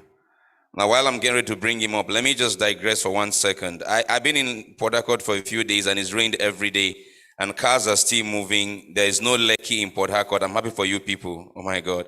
This kind of rain falls in Lagos every day like this. I don't know whether, okay. Before Lagosians will say I'm trying to, let's leave it. Okay, so thank you very much, Professor Adewale Dosumu. We're moving on now to our next speaker. Professor Dosumu ended on the issue of R&D, spoke about the role of R&D in all of these conversations. Our next speaker, who currently is the chair and professor of petroleum engineering for Emmanuel Eboga at here at the university.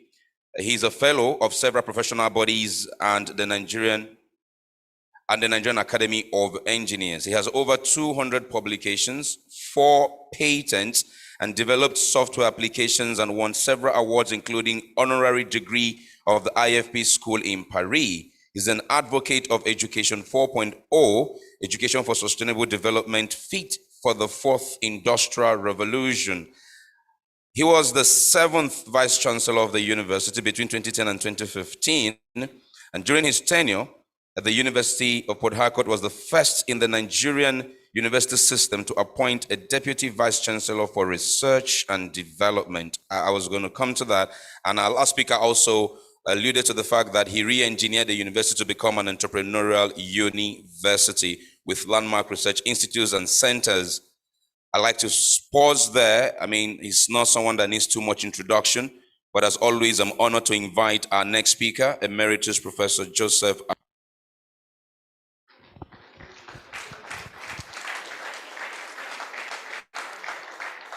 Sound. Please, this should not fail again. Thank you very much.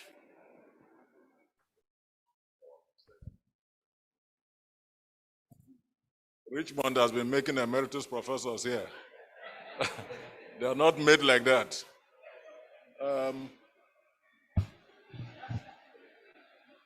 Ladies and gentlemen, I would like to thank you for the opportunity. I hope I can use the slides.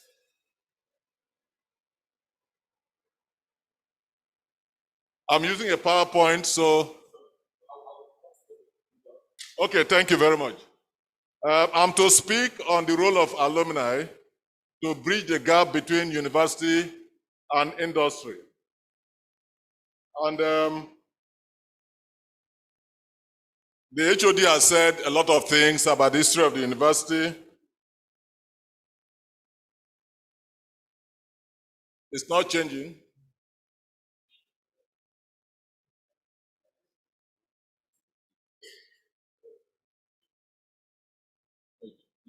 Okay.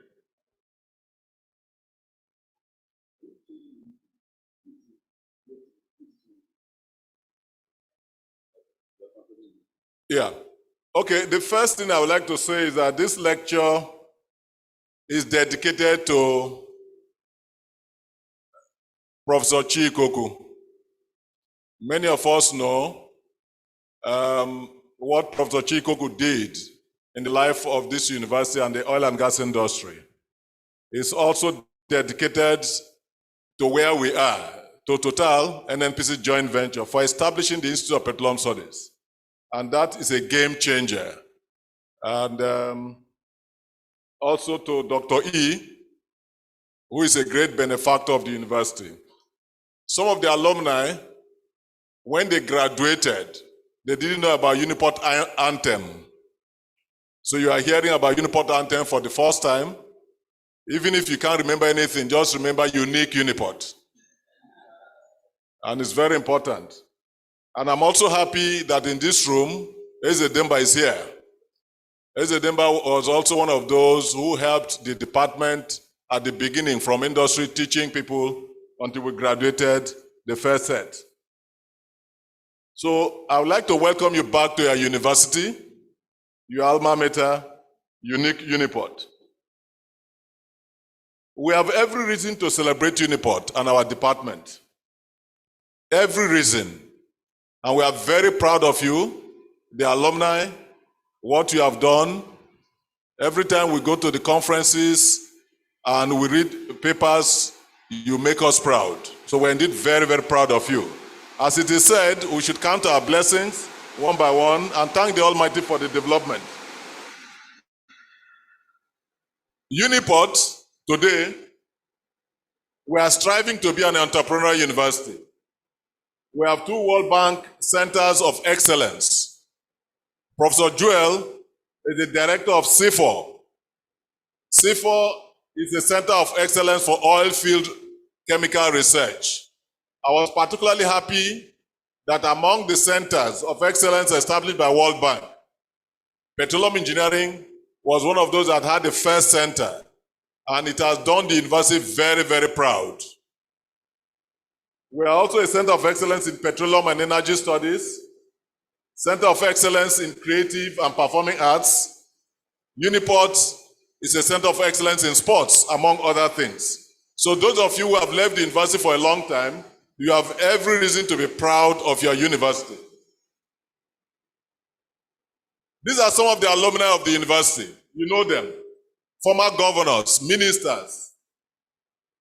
Some of them you may not know, but when you get the slides, you look at it, the university is very proud of the alumni. These are some of the teachers that have taught in this university. Some of them are late, but they made a difference in this university. Some of them you know, emeritus professors, that anywhere you go, you mention Uniport, they make the university, they make a name for the university. We are very good in sports. We are champions in Nuga, West African University Games. So be proud of your university. We now have a center of excellence built by the central bank. It will soon be commissioned. It is going to be a graduate school of economics and management. Many of you may not know that the governor of the central bank today was also a lecturer in management sciences. You know, this project was actually started before he took over as governor of central bank. As the HOD mentioned, in 2015, on research influence, the University of Port Harcourt was #1 in Nigeria, 6th in Africa, between 276 to 300 in the world. And so we have every reason to be proud of our university. But look at the ranking, 2020 ranking. This is the 2020 ranking. If you look at the first 10 universities, most of them are American universities. First 100, first 1,000. No Nigerian university is ranked. No Nigerian university is ranked. And this should be a concern to you, the alumni of the Department of Petroleum Engineering and of the university. Some of them are here. I'm looking at them.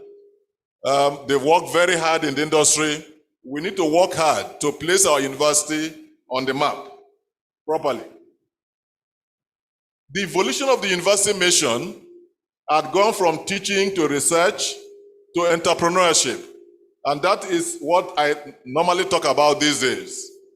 We need to train the quality of people that will find solutions to our problems. And so when they graduate, they will establish businesses and run those businesses efficiently. Thank God Egbe is one example. Many of you may not know, I think our pastor and thank God Egbe was even a lecturer in our department before he left for Shell. Today he's running his company and we are very proud of him. And a number of other graduates of the university are also doing things in that direction. We'd like to encourage you to establish with the university, establish your businesses, and that will also help the university. And when you look at the model for entrepreneurship, the students are key. The alumni are also key. If we train the students well in entrepreneurship, when they become alumni and they establish businesses, it will rub off on the university. I have a number of case studies of how universities have grown through this to establish ventures that contribute to the GDP of their countries. So I'll just run through. When you get the slides, you can look at them. These are businesses established by universities through research. From the research you conduct, you find solutions to problems. These solutions are needed by industry. And so those solutions must now be established as businesses. Today, digital can see the impact of what graduates have done. Everything you see had been developed by graduate students, university students. And so we should not take this very lightly. You can see what happens in one university, a very small university, for instance, number of patents, number of startup companies, 100, royalty 1.5 billion. This is the way universities are now ranked today. You cannot be ranking with universities that are rich, that have invested in research, and have created a lot of employment opportunities. The slides. Okay. So, oil was discovered in Olebri in 1954. Petroleum engineering education started in University of Ibadan in 1970. The first set of graduates graduated in 1975. By the time we entered the University of Ibadan, they had graduated. Ezedimba, Dosumu, and the rest had graduated. Many years after, when Ikoku started graduate program, we were glad to see somebody like Dosumu, pioneer graduate, join the graduate school. And petroleum engineering started in 1979. By 1984, Chi Ikoku had been employed. He started the graduate program. At the time Chi Ikoku died, in 2003 or thereabout, over 80% of the higher degrees were trained in Uniport. Over 80% were trained by Uniport.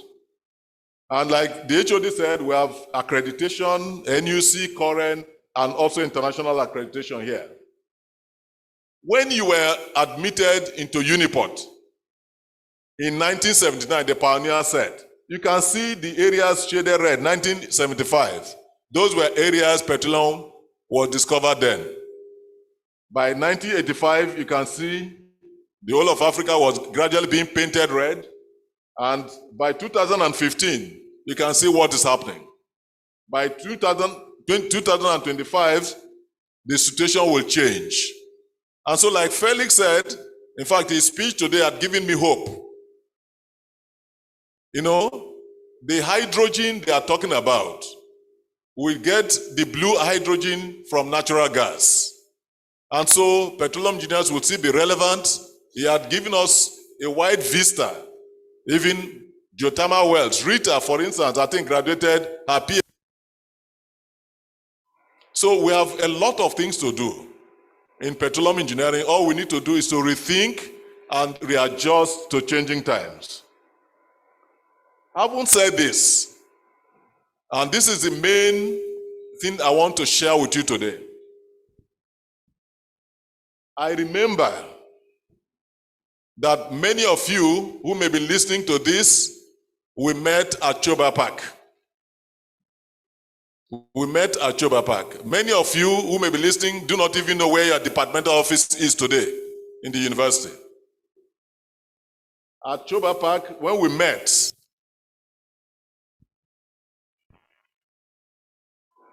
and is the oldest lecturer in engineering today in this university. He was not married then. By the time I came in, he had gone on staff development. We came here as lecturers, as young people. Many of you came in as students, as adolescents. And that is very important. We were bachelors and spinsters. Today, Professor Dosmo is retired. Oyonkomo will be retiring soon. And some of us are even grandparents. Some of you who are students are even grandparents. So that will tell you something very important. I want to plead with you today. And that is the most important message I want to send out today. I want to plead with you to forgive us, the lecturers, if we did anything wrong to you.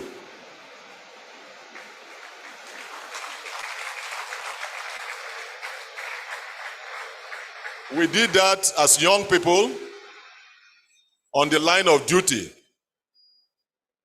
I want to mention some specific names. Jafar Mohammed. I have hardly seen him even in conferences.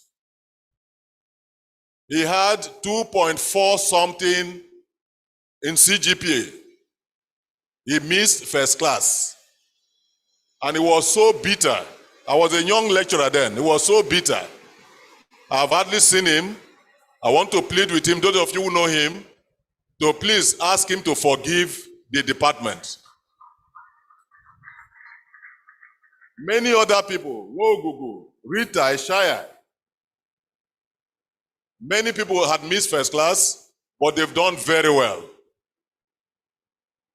Some of you who graduated with third class came to me that he would kill himself. And I told him, don't kill yourself. You'll be very successful. I was glad he listened to me. Today, he's a businessman, employing people. And so, we have come a long way. We met as young people. Today, we're inaugurating Alumni Association of Petroleum Engineers. And some of you may still have that bitter feeling about the university, but please forgive us. We have had alumni marriages. We have had alumni children. I have even taught somebody. Immediately I looked at his face and I looked at his name. I said, "Your father finished from our department, so you must behave yourself." So I have taught the father, I have taught the son in this university. There was a time a student came to me and said, "Shell is looking for people to employ. Why won't you go there?" I said, "If I go there, who will teach you?" Many of us who have been left behind here have made a lot of sacrifice. We had to forego the comfort of our families, to stay here to train you. And so I want to thank my colleagues for that sacrifice that we have made. Like you have been told, Dosumu has retired January 2021, but it's not tired. I believe the university will take note of what we have started in IPS, that even if somebody is retired, he is now on the industry side. And so depending on how the university administration looks at it, we can cultivate people properly. As you have been told, I came here as a graduate assistant. I was the first Master of Engineering graduate, followed by Professor Dosmu. The same thing for PhD. We were in the same class. I defended before him. And so both of us are the first set of masters and PhDs in Uniport and in the country.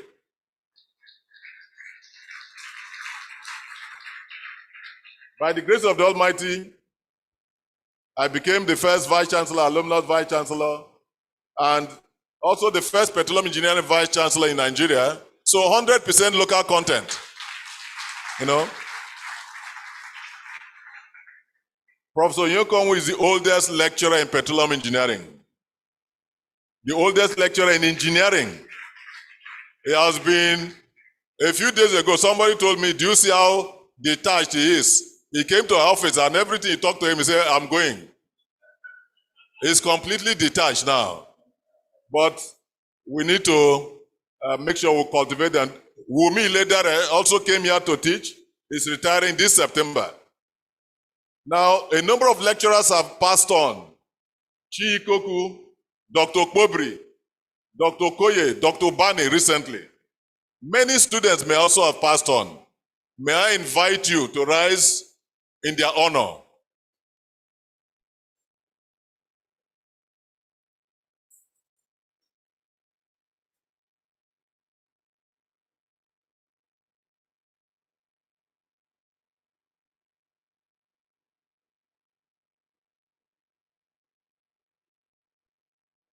May the grace of the Lord be with them.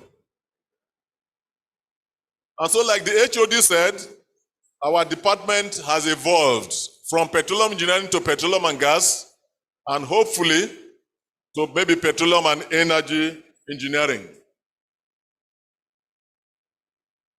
We are the best petroleum engineering, not only in Nigeria, but in Africa.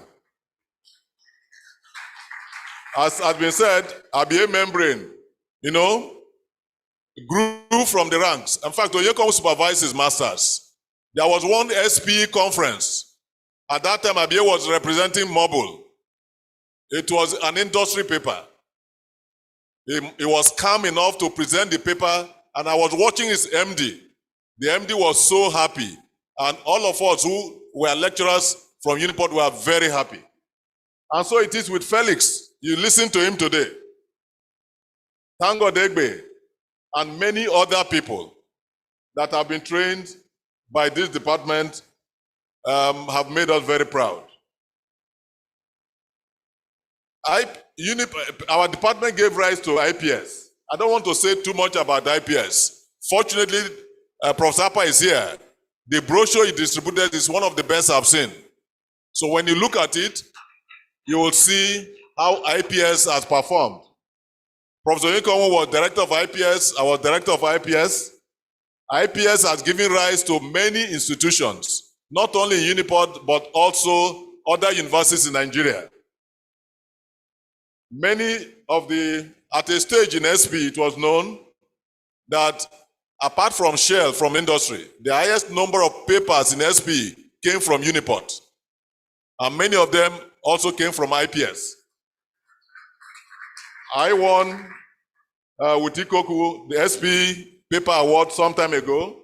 Naomi with Onyekonwu won an award. Uche, who is a lecturer in Ichokogo, won an award. One of the Chike also won an award in one of the conferences. Professor Dosmu Onyekonwu had been distinguished lecturers. Many of you have participated in panel discussions in SP. I remember, I think Ezine, in one panel discussion in SP, as she marshaled her points, I was very proud of this department. You know, so we need to congratulate you for all the things you have done.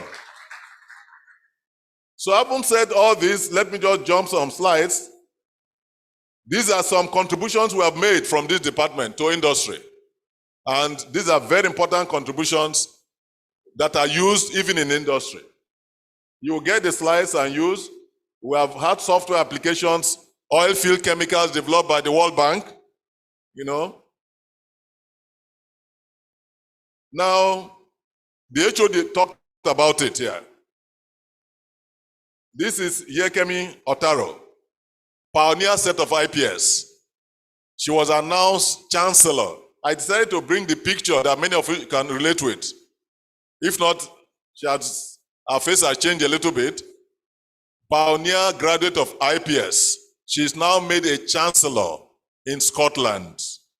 Chancellor of a university. I remember her very clearly, and Igalo won Halliburton International Awards for innovation. So that will also tell you the quality of graduates produced in IPS. I was asking the HOD, I hope this alumni association includes people in IPS and also in the World Bank. We don't need to form another alumni association. Everybody that I read petroleum engineering here should be part of this alumni association. Now, these are the pioneer set of lecturers. When I came in here, Chuku was Mr. Chuku, and I was Mr. Jenka, both of us. And I think the oldest staff here now is Ebi in the laboratory.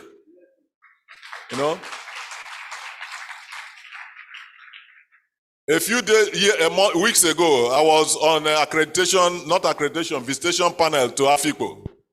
As I came out of the rector's office, a young lady screamed, almost carried me and pushed me down. Said, Dr. Jenka, what are you doing here? You were my teacher. Everybody started looking at us. I was amazed. That is the power of the teacher. She was beside herself. And from the way she called me Dr. Jenka, I'm sure she knew I was not a professor then. So she must have graduated long ago. I asked her what she was doing. She said she was doing business and things like that. So we are very proud of you. That is the theme of my lecture today. Very, very proud of you. And these are my colleagues, other professors, and there are other people whose pictures are not here. Igwe also was here. I just sent an email to him today. Egboga has done so much for this university. They have the Emerald Energy Institute that has trained so many people. He is the first expert in residence from IPS. Amos Knorr from Stanford also became expert in residence through Egboga. He had attracted so many people to this university, cultivated friends for the university. I don't need to talk about IPS anymore, so I'll jump all these slides. When you get them, you can look at them. But here we are in 2021. What do we want the department to be in 2025? That is the issue. How will you, as alumni, bridge that gap between the university and industry? The director of University Foundation is here, so I may be speaking for him. We can do this by leveraging on the knowledge economy. We can do this as alumni, wherever we are, in the industry and all over the world. We can bridge this gap. There are many alumni in Houston, some in different parts of the world. From time to time, they will make suggestions to you what we can do together to improve learning, research, and so on. So I just want to quickly draw your attention to a number of things. This is the way universities are now ranked in terms of the knowledge economy. What new products and so on. So I don't want to waste your time on this. Look at, I decided to take Texas A&M, Petroleum Engineering Department. Look at the number of laboratories and the lecturers in charge and professors in charge of these laboratories. There are over 20 laboratories, quality laboratories, in that university. We want alumni to help us build laboratories that will do the university proud, particularly now that we're expanding our focus. I also wanted to show you University of Tulsa. Ikoku came from Tulsa. Okpobri came from Tulsa. So I will show you what they've done in Tulsa, just to show you what departments look like. Tulsa has multi-phase flow laboratories. Industries contribute to it. It's a joint industry project. And since most of you are in different parts of the world, in different companies, you can learn from what is happening in Tulsa. Now look at the kind of laboratories they have. It is no more laboratories in rooms. These are like companies, flow labs. I want to thank Professor Inaugural very specially. And I think Rita, she was here, who was doing a project in hydrate research. Professor Inaugural insisted, sent her to Colorado and other places, towing, that she must build the laboratory herself. So for the first time, we have a flow loop. And today people are referring to it as Uniport flow loop for hydrate research. And I believe he did this from his connection with industry. So look at just Tulsa, one university, the kind of labs they have. This is like a company. Industries, companies subscribe to the research conducted here. Today we have a flow loop. We can do better. Ketebu, my student, also fabricated his own. Now we are beginning to fabricate things to pump and measure things. So this is the kind of future we expect of petroleum engineering. And so what drives all this will be the quality of manpower. I've decided to put crew change. Those of you from industry, you know what crew change is. Dosumu has retired. You hear Onyekon will retire next year. In 2025, January, I will retire. And Appa will follow me. Appa may even leave before me because he's going to be a first-class chief. If they make him, he may probably leave before me. And so, we are being depleted. Crew change is taking place not only in the industry, but in the university. What do we do? How do we re-equip the university and the department with quality manpower? So that is something I want to leave with the alumni. The department belongs to the alumni. You should insist on admission. You should come to the university, ask for admission for your children. It is your university. You have a major stake in it. And so these are very important issues. In the past, government, industry, and academia were now shaking hands together. But today, it is called triple helix. Triple helix means people in the university, industry, and government must work together to develop higher education. Professional bodies, alumni associations will work together to develop higher education. We need to do this properly. It is not rocket science. It has worked in IPS, it's working in other departments and industries. And like Felix said, digital technology is sweeping the world. Fortunately, Tango Degbe is there. He's already through SP teaching people here. This is the kind of transformation we want to happen. I have been talking about Education 4.0, that professors in the universities will teach the theory and principles. Those in government will teach policy and the politics of policy implementation. We now have Petroleum Industry Act. People in the industry will teach practice. Alumni of the university will come and give seminars, workshops, and so on. Professional bodies will also play their role, and then we'll teach the right quality of manpower. So this is something we need to talk about. Now let me this is the flow loop I talked about. Let me now talk about what we can do to bridge the gap. So I'm now speaking on behalf of the Director of University of Port Harcourt Foundation. We can raise funds, but fund alone is not the key thing. The important thing is we can do a lot of things. Somebody can come and take a classroom and name that classroom after himself. Somebody can take a laboratory and name it after himself. Somebody can name it after his mother. Instead of this funeral economy we celebrate in this country, every weekend millions are spent on funerals. And yet we can channel them properly and transform lives. Train quality manpower that will create employment. So our alumni can do a whole lot of things.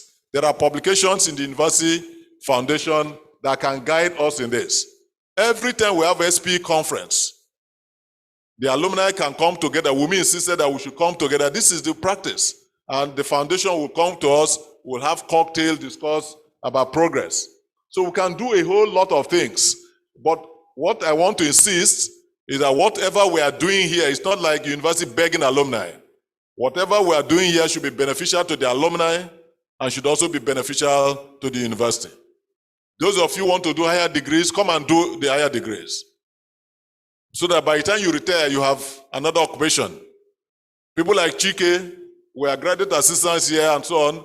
I'm glad that they have started thinking of doing this. Jaja is here. He introduced multi-phase flow meters in IPS. He was teaching here. So there are a whole lot of things we can do. Money alone will not be able to do it. Give your knowledge, give your connections, and a lot of things can happen. But let me show you one simple thing that they do in some universities. You can celebrate your year of graduation. Your year of graduation, you can celebrate it. And it is called gift table. So those who graduated 1984 can decide to give 84 naira. Every month, just give 84 naira if you like. Or 840 naira. Or 8,400 naira. Celebrate 84 to the capacity you can. This is what is done abroad. It can be monthly, it can be annual giving. Little drops of water will make a mighty ocean. And what you are doing today will ripple off in the whole university. We have to be properly aligned to the University Alumni Association, but develop our departments effectively. The HOD had been talking to me. He doesn't know most of the graduates. I called one graduate, Uja, who has an office near Professor Nkomo. They don't know them. But these graduates know their friends in their set. So every set had a class captain or somebody representing that class. These are the people who must cultivate their classmates. And like the age grade system, let us have homecoming every year and do something on behalf of our class. So this is a simple way they do it. It will not stress you. 84,000 84 naira every month won't stress anybody. No matter where you work, you can do this. So this is a simple way they do it in university advancement. And so you can serve on the advisory board, you can serve on the governing council of the university, you can serve, in different ways. So I don't want to perhaps continue to speak. The slides are there for everybody to look at. But the important thing I want to say is that we are proud of you, the alumni of the university. We are proud of you. Thank you very much.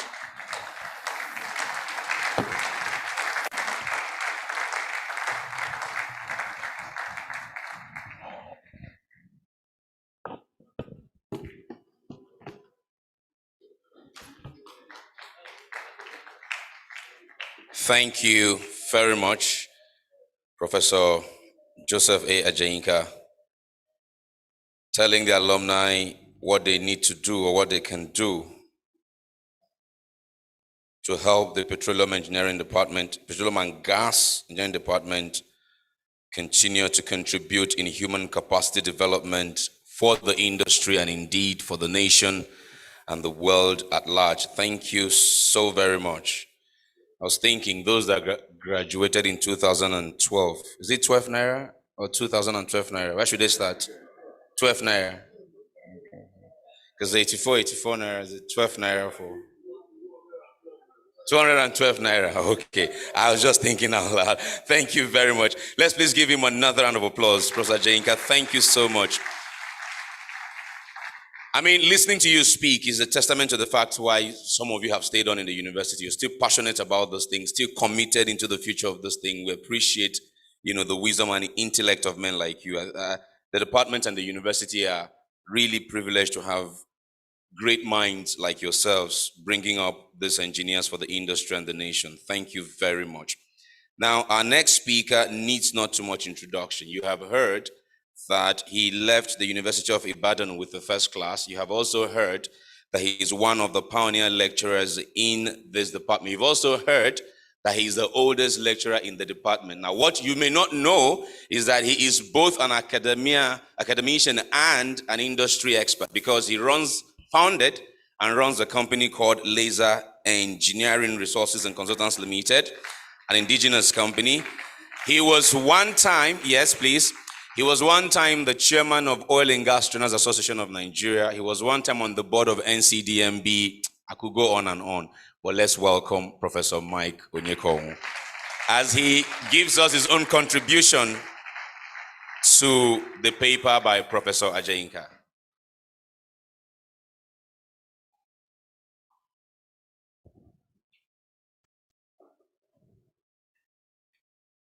I think it's afternoon. Good afternoon, ladies and gentlemen. I wish the Vice Chancellor was here. You believe that? Please, but you are representing him here. This presentation by Ajenka must get to him.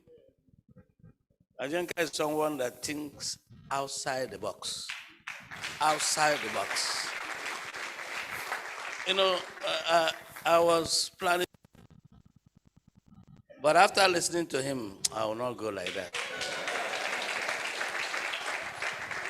I call him wonderful documenter. I'm enriched by this presentation, and I thank you so much. Let me thank all of you that were my students. You know, I was not a soft lecturer.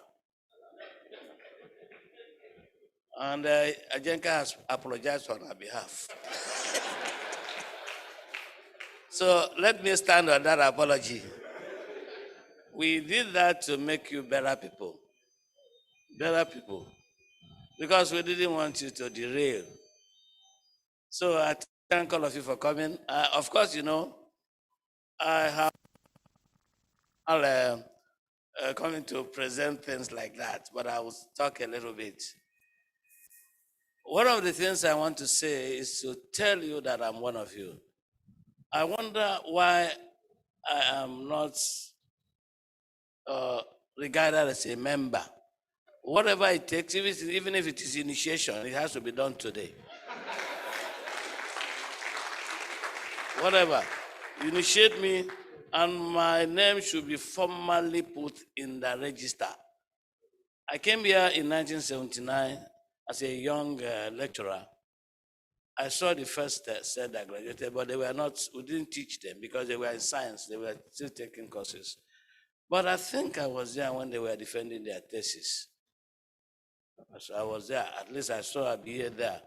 He defended and finally came to do masters under me. I will share this experience that I've met wonderful students here. I've met students that are much brighter than myself. Much brighter. Felix talked to you. He was my student too. Let me just tell you, I gave Felix a homework to do. Probably he didn't understand what I told him to do. He ended up proving something that nobody has proved before. You know, it took him about more than 15 pages. He was writing. I quietly followed the man, and at the end, he didn't know what he did. He proved something that nobody, if you look at the textbook, they say it can be shown. Felix did all that. We were not in a hurry to be professors. I didn't even publish the work. I wasn't in a hurry to be a professor. So I have met them, even at BA. BA was wonderful. You know, after going through the word testing, and he's one person that I would say, if I step out, he understands the questions and he can do them. This is a thank you. I'm going to leave in how many months remaining? About 10. But I don't want to leave like Joe thought that I'm leaving. I must say that I don't miss my classes. I teach right now. I was about to go and teach there when they told me that I have to be here compulsorily. I make sure I don't miss my classes. I impact the students. I want to teach them. I love the teaching. I didn't come because I didn't get a job. I had jobs. We had jobs. I had jobs everywhere. I rejected share job 3 times in my life. 3. I rejected the church job in 1979. I rejected it in 1985 and 1989. I didn't know the reason why I did, but God has started to show me the reason. I am better off known as somebody who brought people like you up. I enjoy what I've sowed in the lives of young people. And you may not know I'm getting a lot of, is it payback? My students are paying me back. I have no doubt about it. I run laser engineering. Laser is now a multi. Let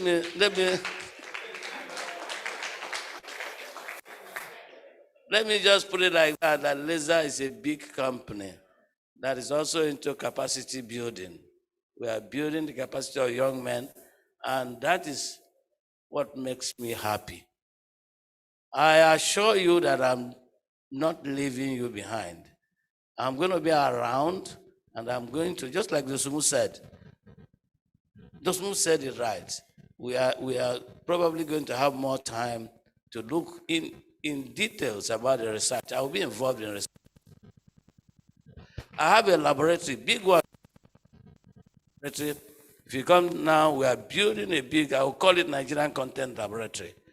I believe that Nigerians can do it.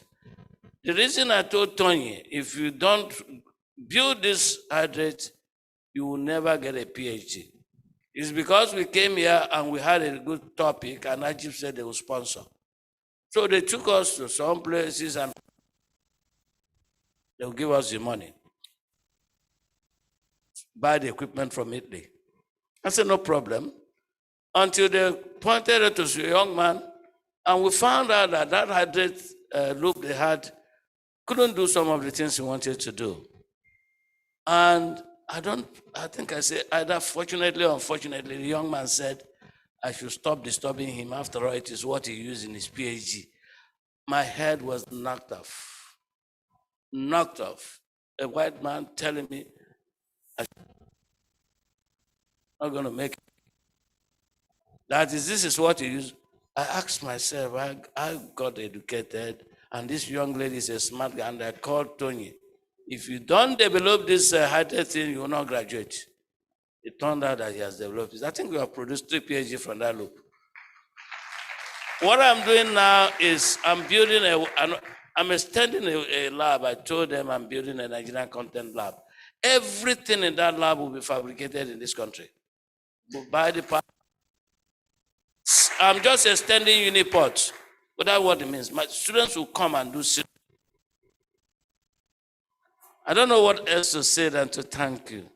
All of you, the ones I remember, Jaja is here, my good friend is here.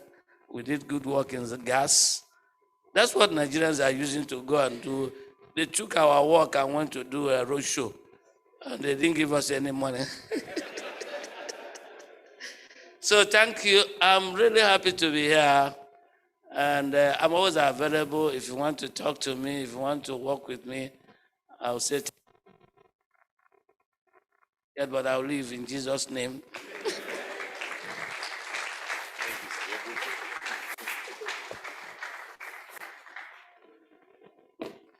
Professor Mike Onyeko, ladies and gentlemen. Let's give him another round of applause.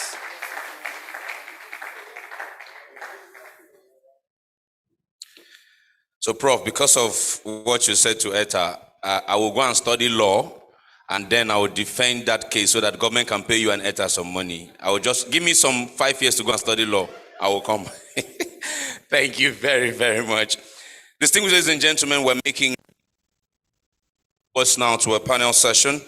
I have looked at the short bio of each of those on the panel. If I decide to touch base with all of it, I would be losing a bit more time. So I beg the indulgence of all those on the panel to please allow me and forgive me to just proceed with their respective descriptive titles and current portfolios in bringing them up on this panel. Of all of them, only one is in the room. All others are dialing in live via Zoom. So I will just proceed now to the panel. We're almost getting to the end of the event.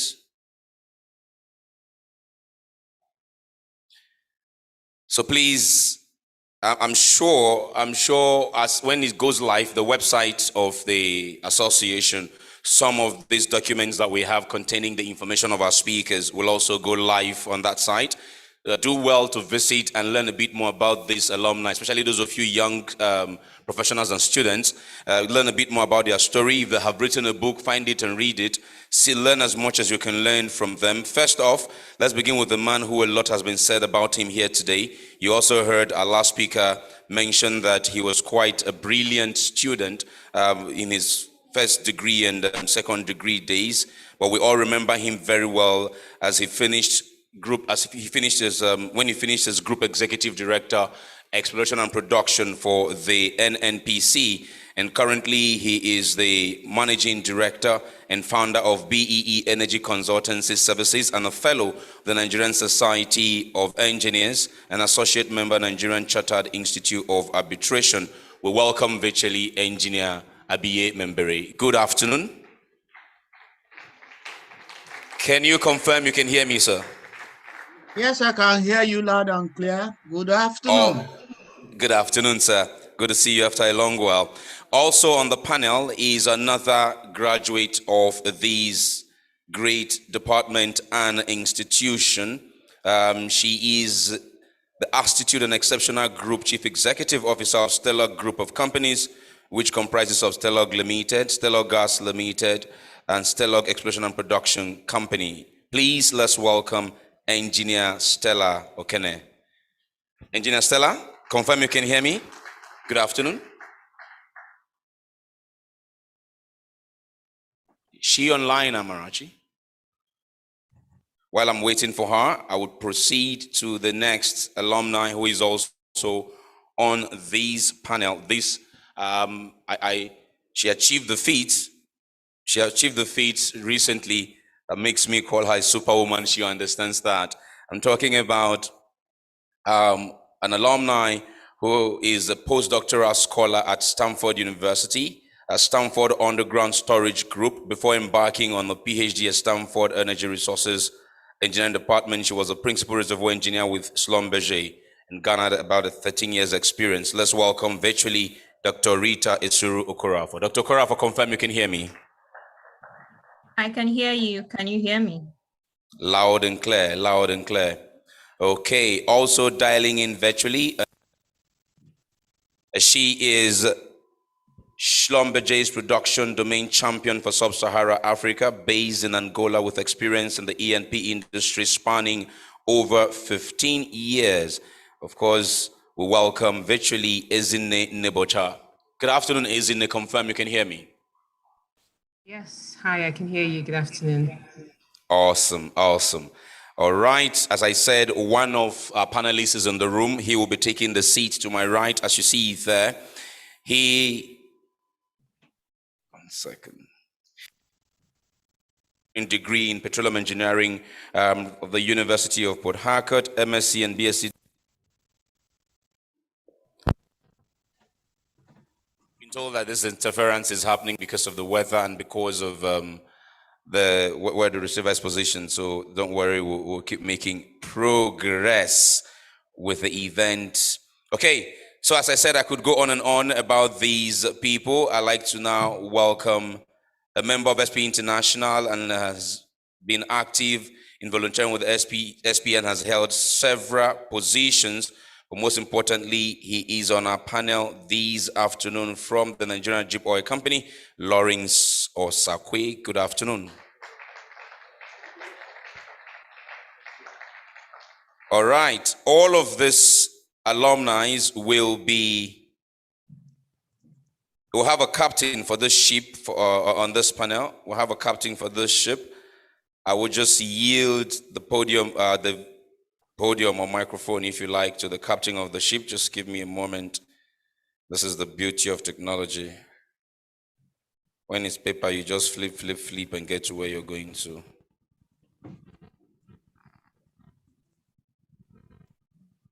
Okay, so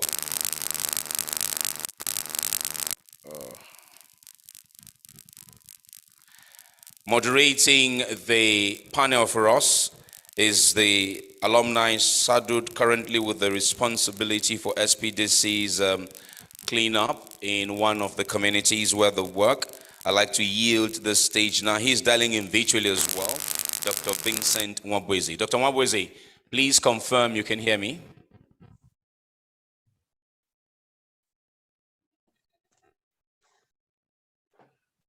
Dr. Mwabwezi, are you online? I can hear you. Can you hear me?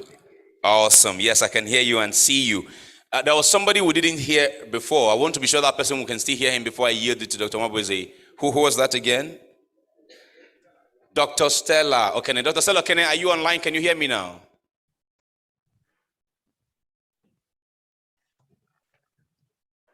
Okay, Dr. Mwabwezi, please go ahead. Once she's online, I'm sure Amarachi will chat with you privately to let you know that he's the one seeing those who are online. So I yield the floor to you, Dr. Mwabwezi. The stage is yours. Yeah, thank you. Thank you very much, this is a panel discussion of like minds and great people who have diverse experience in the industry in many ways. And we are thankful that we are here today joining the inauguration of the alumni, and also seeing all the our lecturers, principal university principal officers who are gathered here. May I also use the opportunity to thank the host for a great initiative. And we have all heard about what has been said in the first and second keynote addresses and the contributions to them. So we're now in a panel discussion, and I would like to begin the conversation by inviting us to talk about digital technology. I think that is the first item in the program. Confirm if that is correct.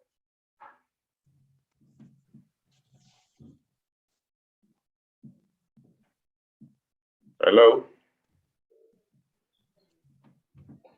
I think I will invite the engineer here, a member, to make contributions to this. Yeah, thank you.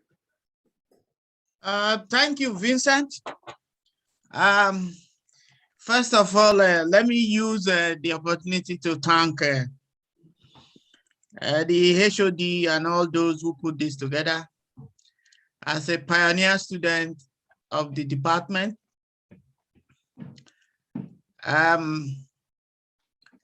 it's not late, but I feel this thing will have come earlier than today. But whatever the situation is, we thank those who have conceived this idea and put it together. It cannot be better than this. I also apologize due to some challenges or issues that I need to handle outside the country. I'm currently in London. I would have been physically there, if for nothing else, to meet with my lecturers, specifically Professor Oyekong. Let me also use this opportunity to, as a pioneer student, to recognize those who contributed immensely to our graduation, who are not staff of the University of Port Harcourt.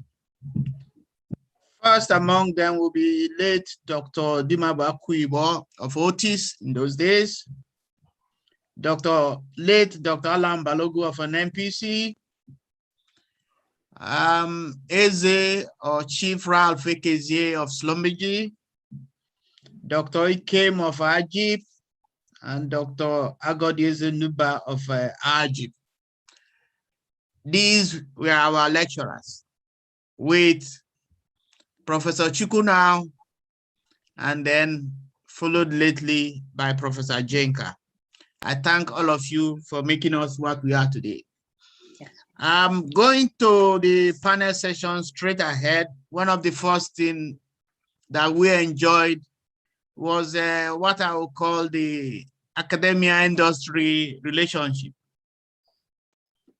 Most of our lectures in 1979 to 84 were held outside the university campus. From wireline logging, well completions, you can name them. Offshore drilling technology. And I think what we need to do as a way to leverage on bringing back those memories is to reenact, to reinforce that industry academia relationship. The collaboration at that time was unique, and we were able to get firsthand. I can remember the first day I saw a packer physically at Otis. What we normally use as X in our completion diagram, if you see the packer, there's no relationship between X and the packer itself. And as soon as you do that industry collaboration, it can't leave you, no matter where you go. So we need to reinforce that. I fully agree with Professor Jenka. In addition to that, research and development need to be reinforced. Whatever we can do as alumni to be able to establish some of those key areas to focus on, I think it should be supported. Technology is one other area where we need to take some advantage. I remember Professor Onyekon in my master's degree program on my project, where I have to use Laplace transform to convert transient well test analysis result. And after the project was initiated, I went to my uncle, late Professor Afanya Bestman, who has a PhD, a professor of mathematics, that look, this is my project, I need to do this. And the first thing he told me, Abie, if you have to solve this one by hand, it will take you 3 years to finish your project. So I ran back to Professor Onyekon.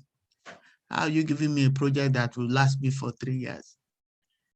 He said, don't worry. I have what we call the stiffest algorithm that converts Laplace space to real space. So don't worry, just sit back. So digital technology has been with us. All what we need to do is to continue to follow it and ensure that, yes, we are mapped out or mapped into the current trend and utilize them appropriately. In that vein, service companies like Schlumberger, Halliburton will be key as we need to apply some of their softwares in our classroom so that when the graduates come out, they don't need to do too much of orientation to be able to start up and run. So in a nutshell, I'll stop here. These are some of those areas we need to utilize our knowledge base. This is also the time some of us that are also retired can also contribute immensely into the academic program of the University of Port Harcourt. We are here, we need to sit back and re-strategize so that some of us can come back to the university and contribute. On the aspect that I want to mention, I'm sure Professor Jenka must have missed it, is honor to our first Dean of the Faculty of Engineering, late Professor Shi Ikoku. I will employ the alumni. We need to establish its chair. I know I was working with Professor Jenka some few years ago. Some money has been already put into the account. I hope that account still exists. It's not yet completed. We need to honor him.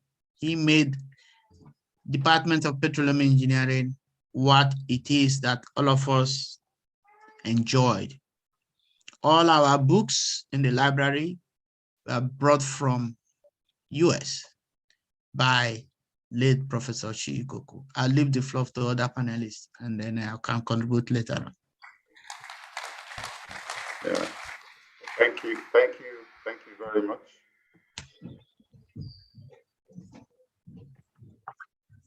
Thank you very much, Engineer Biye, for your contribution. Indeed, you were talking from the point of policy regulations to drive the energy transition. And it's important to also recognize the input you have made in some of the suggestions you have made now about honoring those who honor is due. I think indeed at this point I would like us to broaden the conversation around the remaining 4 topics in view that in view of catching up with time. And the next discussant will be Ezinne.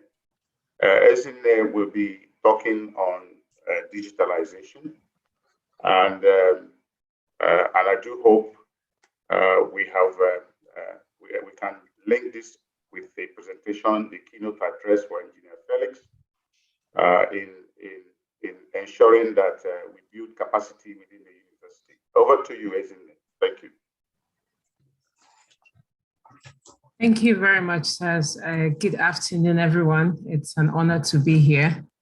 It's been so nostalgic seeing my professors and lecturers speaking, and a bit emotional almost, so really appreciate it, and thank you for everyone's effort. So I'm just going to go to the topic of the digitalization, right? We're going to talk about a lot of things today during this forum, and the bedrock and the foundation of almost everything we're doing now and in the future is the digitalization. So when we're talking about digitalization in the industry, what are we really saying? We're trying to move away from the silos that we had in the past, the way we did things, and we're trying to bring in and apply technology so that we have a more centralized system.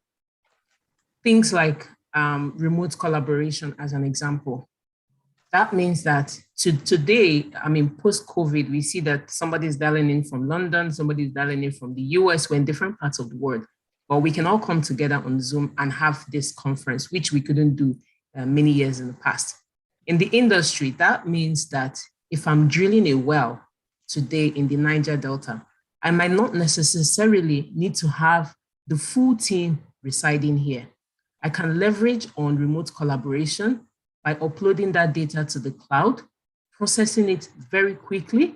So you need to have the connection, you need to have the speed, and you need to have algorithms that can help you to transform that data so that somebody sitting somewhere in the world can access the data in real time and make a decision. That is digitalization. We talk about automation, and I know that one of the panelists is going to speak on machine learning. What are you talking about? Machine learning is you're trying to leverage experience of the data that you have. You can imagine that we have been drilling wells in the Niger Delta for years. Why can we not learn? Google today, if you search for something, Uniport today on Google, tomorrow is going to show you an ad related to Google. It's learning your behavior and it's making recommendations for you.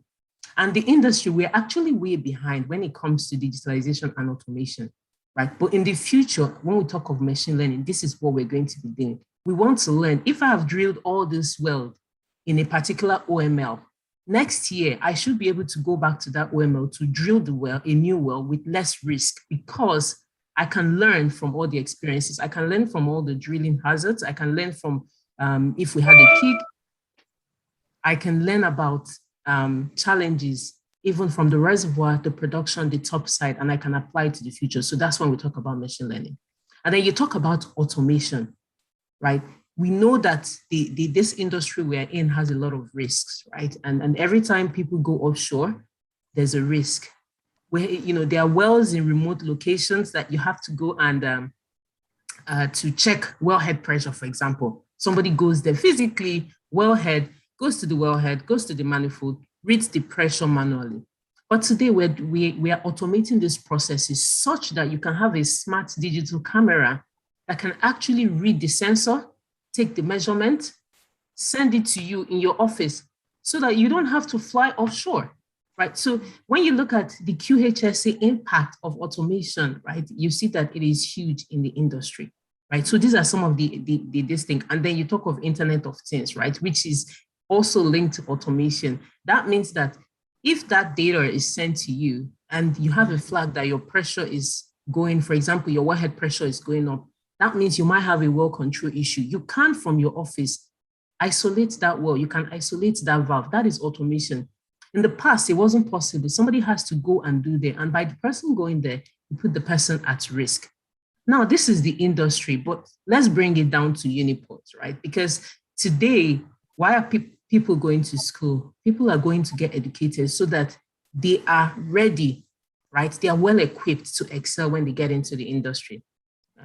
And so if we are training engineers and we're not giving them these digital skills, I can tell you that they would not survive. I remember when I joined Schlumberger, and I went, I've been doing nodal analysis on paper for years, but by the time, I don't remember the question that the interviewer asked me. I had to actually take 10 minutes back. Honestly, it was just, I used my initiative to answer that question because I would have flunked. Because I had no idea. We had been doing this and I'd been saying it for so many years, but I practically, just like Dr. Bie was saying, or you were saying about the fact that you use a packer, you see it as an X, and then you go and you see what a packer looks like, and it has no relationship with that. So we need to prepare the engineers. We need to give them digital skills. It is very important.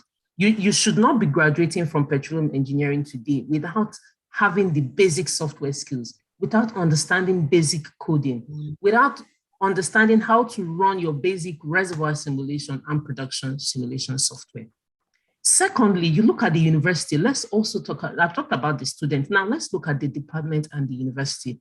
Today, my company, we're trying to improve our efficiency by leveraging the digital skills. That means that we are now trying to consolidate data, make it available to people, so that we can reduce the lag and inefficiencies in our system. And I think that our university and the department should be at this level. It should be thinking about how can you leverage digital skills. It's so important to understand that as much as digitalization costs money, but it's also something you can reap the benefits from, right? Once you are digital, you can collaborate remotely. All students' records should be available on the click. I should be able to go there and access my record within 5 minutes. And it's a service that can also generate revenue for the university. If the university, every day people are applying for masters, applying for postgraduate degree. Once you apply, the first thing they tell you is go and get your transcript from university. This thing, if you make it flawless, if you reduce the time, for example, from getting a transcript from, let's say, 4-6 weeks, you reduce it to 1 week, you will be able to increase your efficiency and increase the number of transcripts you can process and generate more revenue for the university. And at the second part, you also now look at the student records, you look at things like training. Some of the courses that we do, right? I mean, we have professors here, Professor Yekong, Professor Jenka, we've seen these are fantastic professors, but we can make life easier for them. At the level that they are, these are top professors that really focus on advisory. They should be advising the government where to take the energy industry to. That is the level of intellect. The professor does not need to come and sit down and, for example, a basic equation, porosity, permeability, pressure, you can learn that online by yourself at a university student of 20 years. Even our kids are doing it now, right?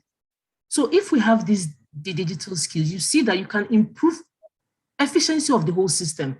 The professors will have more time to focus on bigger, high-level strategy in taking the university and the energy forward, right? And some basic skills, like we talked about, even the computer skills, the coding, basic equations, those can be made available so that students can go there, learn, do tutorials, and improve themselves. If they don't understand what the lecturer said, they go back and they learn, and you track this. And even for the graduates, I remember myself at the time whenever you have to prepare for an interview, I haven't done one recently, but when I was joining Uniport, I have to go and study because you need to be prepared. So this is something that if it's made available, the graduates who have just finished university can't even come back to university and pay for access to that platform. Because the guy says, oh, after 3-5 years, you have to go and interview for Shell. Of course, they're going to ask you basic equations. They're going to ask you about your fundamentals. If you have this kind of capacity in the university, is something that can also be leveraged on. So honestly, I can speak about digitalization for the next 1 hour, but I think that it brings so much benefit. It brings benefit to the industry. It brings benefit to the university. It brings benefit to the department as a whole. And I hope that we can leverage it. I'm not sure if the project and the alumni project we are planning has been talked about, but honestly, it's a vision that if we can get this working, where we can have these digital skills incorporated into the curriculum, I think that, Uniport will be on the next level. Someone said that Nigeria universities are not in the top 1,000, but we need to get there. And this is the beginning. Thank you very much.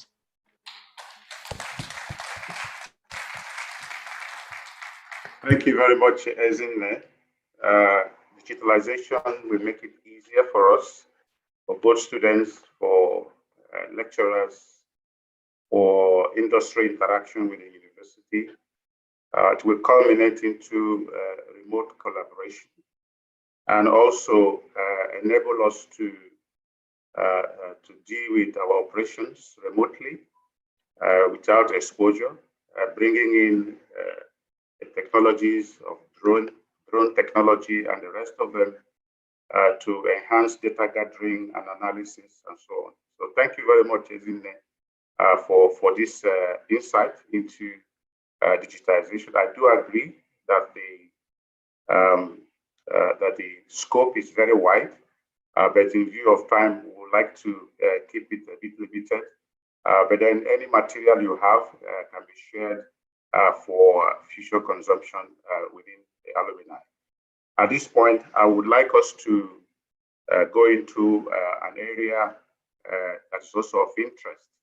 As a matter of fact, the feared extinction of petroleum engineering is as a result of a reduction in carbon emission.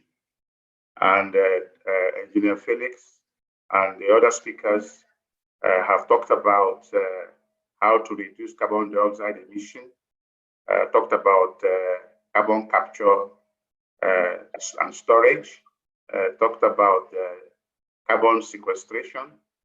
So it's important for us to invite at this junction Engineer Osakwe, who is going to talk on the topic of decarbonization. Over to you, Lawrence Osakwe.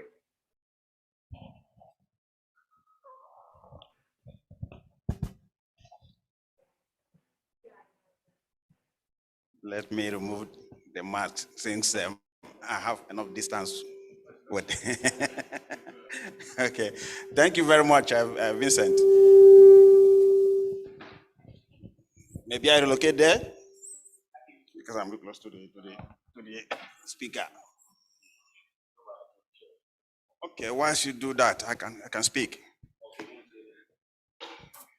You can put a seat, no problem. I'll speak. You had my background. Good afternoon, ladies and gentlemen. My romance with the oil and gas industry from my industrial physics background endeared me to venture into petroleum engineering. Yes, physicists play a role in the oil and gas industry, mostly in exploration, where you have the physicists, the geophysicists, the geologists, okay? But I entered the industry through the drilling department. And somehow I realized that I'm being infected by the performance of the petroleum engineers that were around me, my colleagues. So I said, okay, this industry is being driven by the owners of the assets, is the petroleum engineering department. And that made me to venture into petroleum engineering. I made visit to the university. Prior to that, at the SPE conferences that I attend, I met Dr. Dosumu, discussed with him, and then he told me, no, you can, why don't you go into petroleum engineering if you would like to branch off? And that made me enter into this program of a master's in petroleum engineering. Professor Ajenka here supervised my master's degree project. And during the period, I was privileged, and I repeat, privileged before he died. Professor Ikoku took us some courses then with Chike here as my classmate. And there's something Professor Ikoku told us in class. He said, with your first degree, you can be the MD of your company. He gave us this advice in class. The reason he did this was that some of us will come to lecture once, twice, the third time, up to the 10th time, you won't see them. So he decided to give us the advice that, look, your physical presence, participation in the discussion is more important than what you will achieve when you go and sit down and read alone.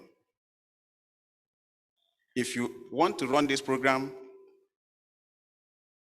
for sake of career, no, it's not it, because with your first degree, you can be the MD of any company. And it's true. But I have the interest because I am someone who likes to try out something that is not in existence. I like looking into new things. Then I ran into Professor Ajenka, and he supervised my master's degree projects. And then from there, I started, okay.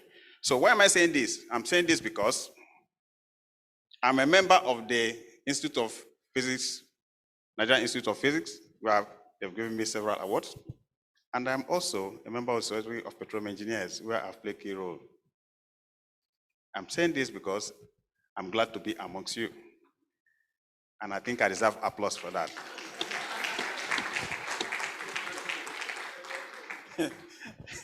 Okay, so the subject of today, decarbonization.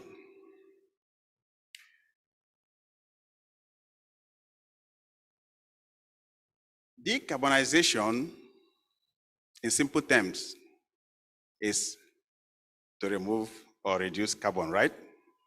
But naturally, the greenhouse gas emission is a natural phenomenon.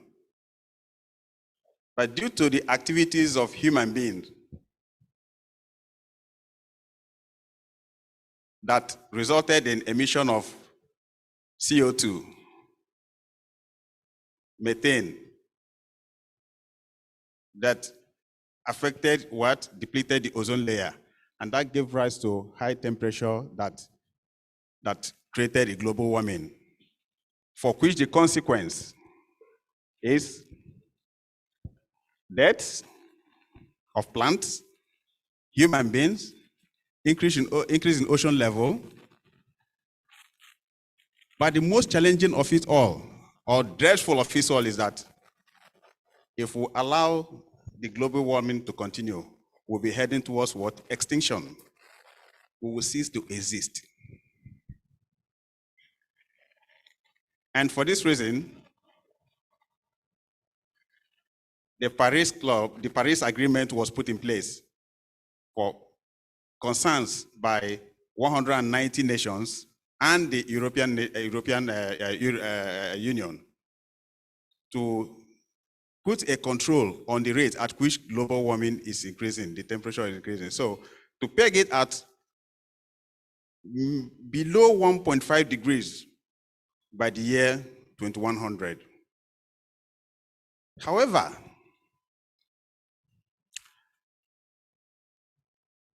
This concern, I want to bring it back to how does it relate to the oil and gas industry? It is applicable in the oil and gas industry in the sense that our activities in the oil and gas industry contribute a greater percentage of the agents of this global warming. And studies have it that our activities as professionals in the oil and gas industry contribute about 42% of global warming. On a yearly basis, the amount of CO2 that is released in the atmosphere is in the range of 42 to 52 gigatons. And this is not good. It is not good because recent studies show that the rate at which we are going, if care is not taken, we run into what? Extinction. So, this is how decarbonization is relevant or applicable in the oil and gas industry. Our mission is to do what? Reduce the rate at which we do this emission. We cannot eliminate it completely because what we produce is hydrocarbon, and the basic organic compound is hydrogen and carbon. And if you cannot remove it completely, the best you can do is to do what? Reduce it. It's like corrosion. You cannot completely eliminate it. What you do is what? You mitigate. And that is where the challenge is with the oil and gas industry.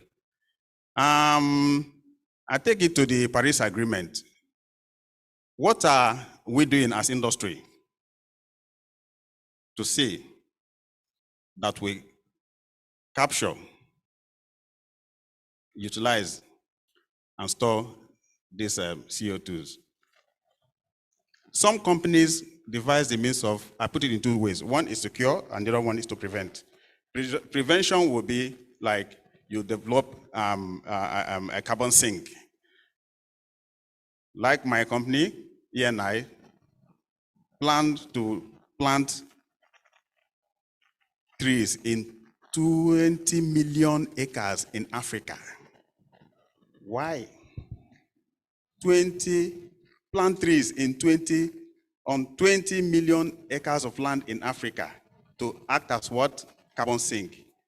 The reason is that when trees grow, they absorb the CO2 from the atmosphere, utilize it for the photosynthesis, and then give out what? Oxygen. So imagine the mass if you have 20 million acres of land with trees. So that is one way of curing, because by then our activities have done what? And as the oil and gas industry have injected or emitted CO2 into the atmosphere.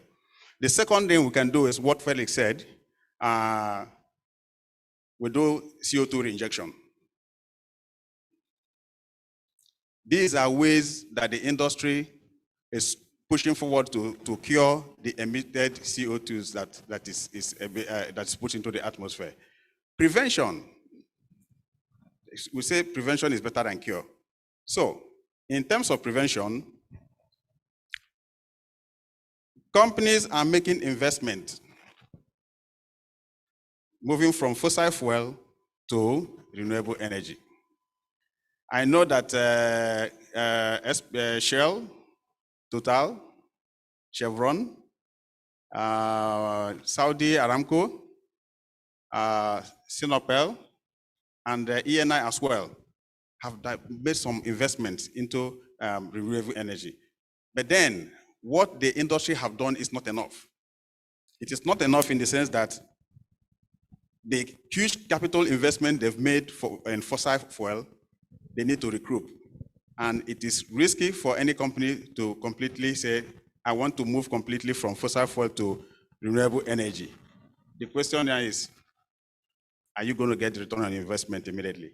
But then, if you remain, because it's a train, it's moving, It's moving, and if you don't move at the pace others are moving, you'll be left behind.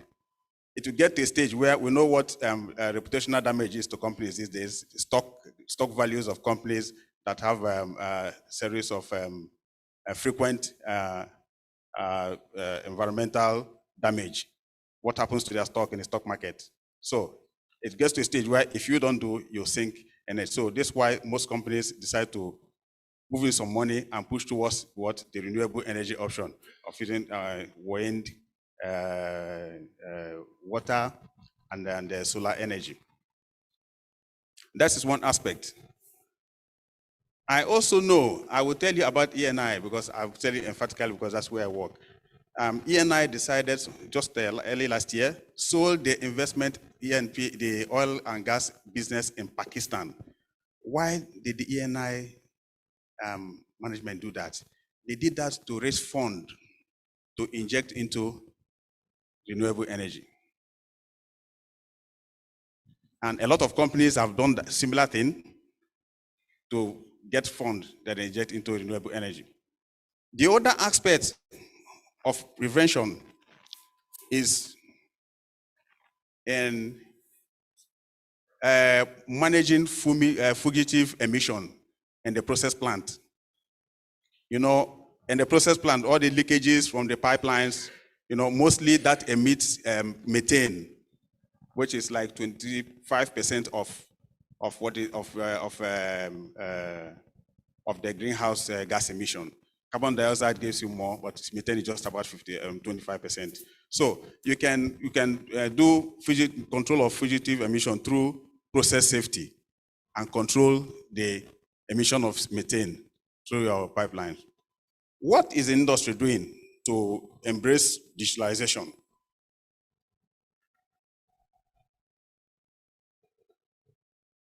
Into the business. Ezinne mentioned one of the options he mentioned, like you can sit in your office and then you receive the data through online, analyze without mobilizing units to field, because when you mobilize, when all these cars will drive, as soon as you move them, as they move, they continue to emit CO2.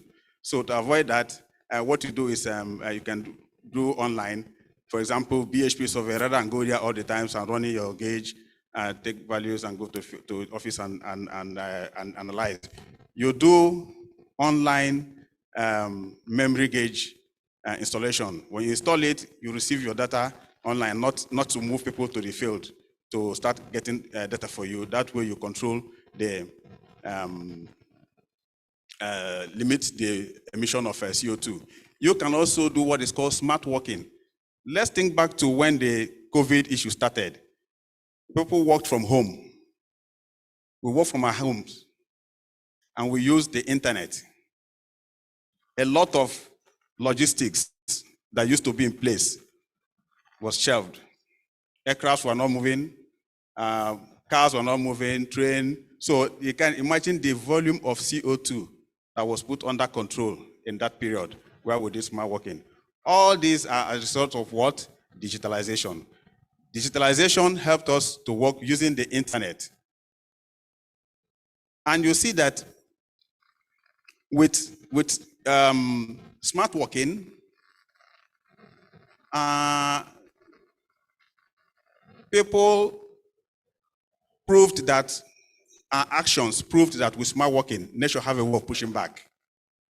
Nature pushed back in the sense that when that lockdown was put in place and most people stayed back, animals, places where you don't see things before they start to come back, that means nature coming back. Because there are no much persons anywhere, those people remain at home. Okay. The other thing is, what will the petroleum engineering department or practice that is environmentally friendly look like in the future? What it should look like in the future is to play down on investment on fossil fuel and put more effort in the development of renewable energy. We can also, as a professional body, rather than invest in continuous research to see how we we make more money from the development of fossil fuel reservoirs that we have. We're putting money to make more research, R&D, into what? Looking for new options of renewable energy. Aside from the solar that we have, the wind, the water, we can look for other options. We can also encourage the use of biodegradable materials like starch that you can get from corn, wheat, and use it to produce plastic rather than the conventional material that we use to produce plastic now that is not biodegradable. So if the industry do this and then change from the current petroleum engineering to what? Energy engineering, we'll have a better picture and a better reputation and be accepted in the globe. Having said this, I will leave us to leave the floor for other contributors to make their contribution. Vincent, over to you.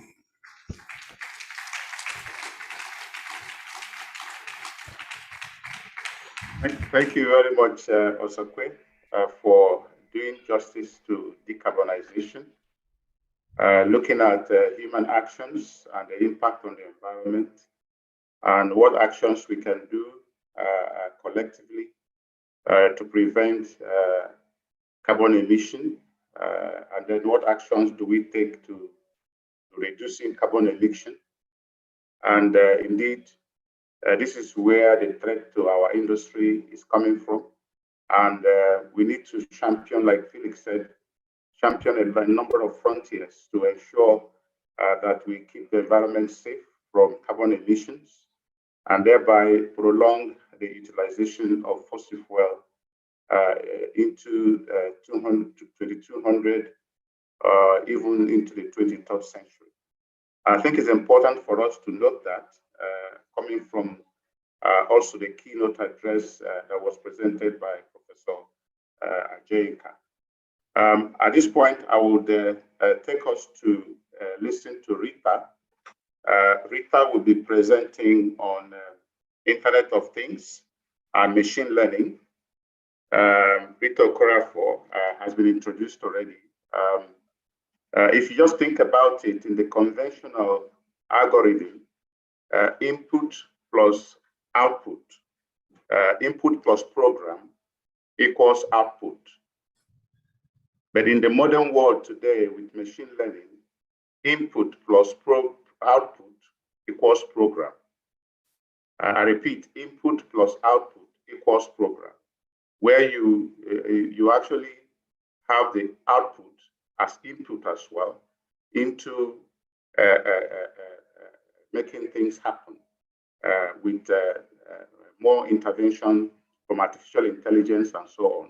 So Rita is going to give us some insight into this area. Over to you, Rita. Thank you. Thank you, everyone. Good afternoon to everyone on ground. So Ezine talked a little bit about IoT and machine learning. With IoT here, we are talking about having embedded technology that tends to sense, tends to communicate with, an internal state or its external environment. And we can see how the internet has evolved over the years. We started with computers, we moved to phones and then tablets. And now I'm sure there are a couple of people that have some smart watches on their bodies that would connect in real time, measure things about their health state, transfer it immediately to the computers, to their tablets that are accessible. But this is just in the space of health. So when we talk about in the oil and gas industry, where have we used IoT? Or before I talk about where have we used it, let me talk about what has been our drivers. We have been trying to explore new frontiers deep offshore. We have subsea wells. We have remote locations. We have government regulations on emissions. Lawrence Asakwe just talked about, trying to track methane emissions. So with all these kind of things, we need technology that enables us measure, find out what these things are, and be able to transmit in real time to help us to be more efficient, to help us to reduce risk, to ensure safety and the likes. So we have found out that Internet of Things is being deployed in the oil and gas industry in several aspects of the value chain of the oil and gas, upstream, downstream, midstream. The examples are numerous. We may not have time to exhaust all of them. But I recall before I went on my PhD project, I was involved in a project where we had to track what was going on in some subsea wells. We had to develop a digital twin of what is going on in the subsea, such that if there's a change in temperature, if there's a change in pressure, it is known. And before any incident occurs, we are aware, we can take action.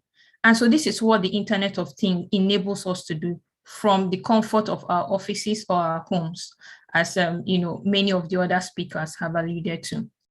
On the other hand, we have this advent in artificial intelligence, and machine learning is just an aspect of it where we are learning from data.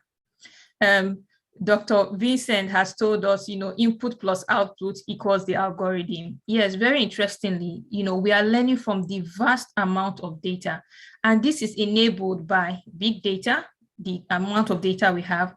It's enabled by the growth in, how the internet is. We are now dealing with 5G. We have fast internet.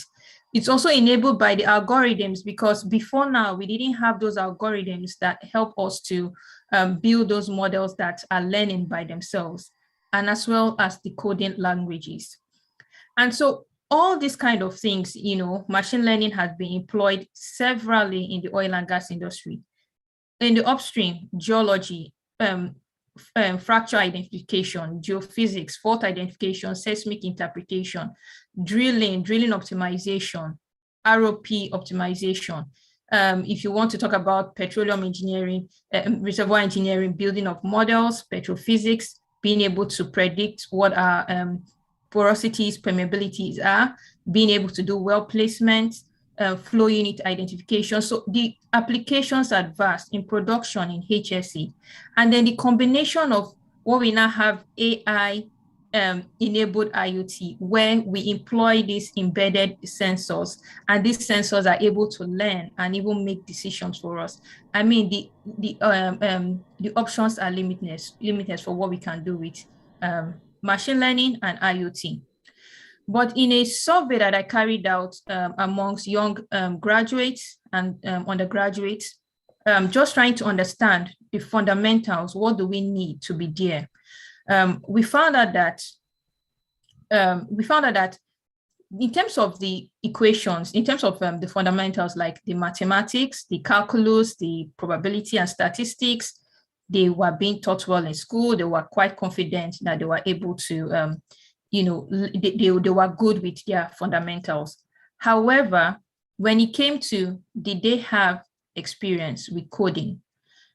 I think in my survey, about 65% of them reported that they taught themselves coding, or they don't even have those skills that are relevant for artificial intelligence, machine learning, deep learning, and the likes. And then when it comes to cloud computing, they didn't even have any idea as to what that was. And so this now tells us, in this time where if you go and look for applications in the oil and gas industry, you will find out that some of them are seeking graduates with skills in data science. We can't have our graduates coming out without these skills. And so it's now a time to look back at our curriculum. What can we do with our curriculum to make a difference in our graduates, to make them industry ready, to make them prepared and competitive with students from other universities? I will just share a few of my experiences at Stanford. My department at Stanford is Energy Resources Engineering. They changed their name quite a long time ago from Petroleum Engineering Department. And what they did, or what I can perceive that can be done, is we could major in energy resources engineering, but we could have minors in things like computer science, where students who have the capacity to learn, who have the finances as well, can also go and learn those skills that they will need to be relevant to the industry. So that's one aspect of it. The second aspect is in the university, we had foundational courses, introduction to computer programming and all of this, even our calculus, our probability and statistics. We need to upgrade the curriculum in the other departments as well. Because when students of the petroleum engineering, petroleum and gas engineering go to these departments, they need to learn those fundamentals, and these fundamentals should be solid. It shouldn't be what had been taught 20 years ago. So there's a need for upgrade in the curriculum of other departments. Then coming back to the department, petroleum and gas, by the time students are in year 3, they should have awareness level courses, awareness of data science, awareness of cloud computing, Amazon Web Services, things related to renewable energy, energy transition, all of this at the third year, so that when they go for their ITs, when they're preparing for their projects, they have a broad view of what they need to do, or they're able to contribute more. They know what to look for, because, without the knowledge, they don't even know how to solve certain problems. You're as good as how much you know. And then by the time we begin to move to the 4th year and 5th year, we expand the curriculum to have things like applied subjects, applied mathematics in petroleum engineering, applied mathematics in reservoir engineering, and the likes. So these are just a few suggestions that I have as to how we can contribute to the university, to the undergraduate curriculum, and also learn from other universities who are currently, have already implemented this kind of things, to see how we can improve or prepare our graduates to be industry ready. Thank you very much.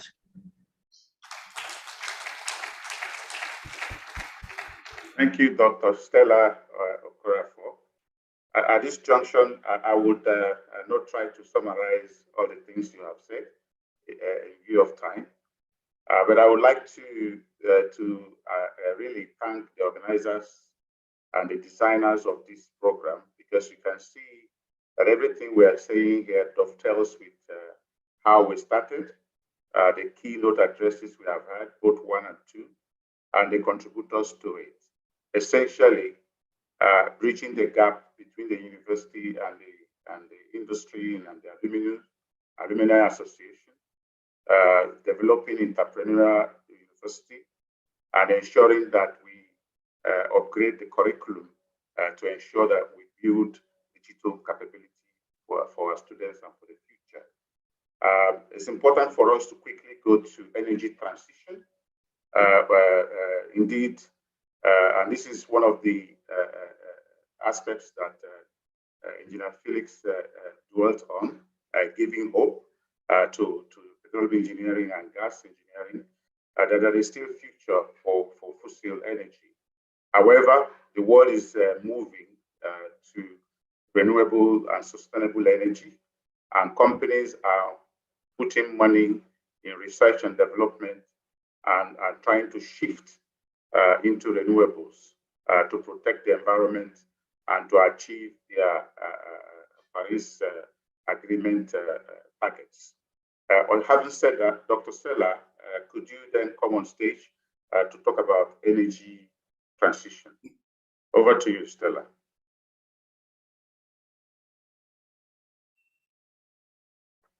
Dr. Stella Okene, can you hear me? I can see you on mute. Can you unmute, please?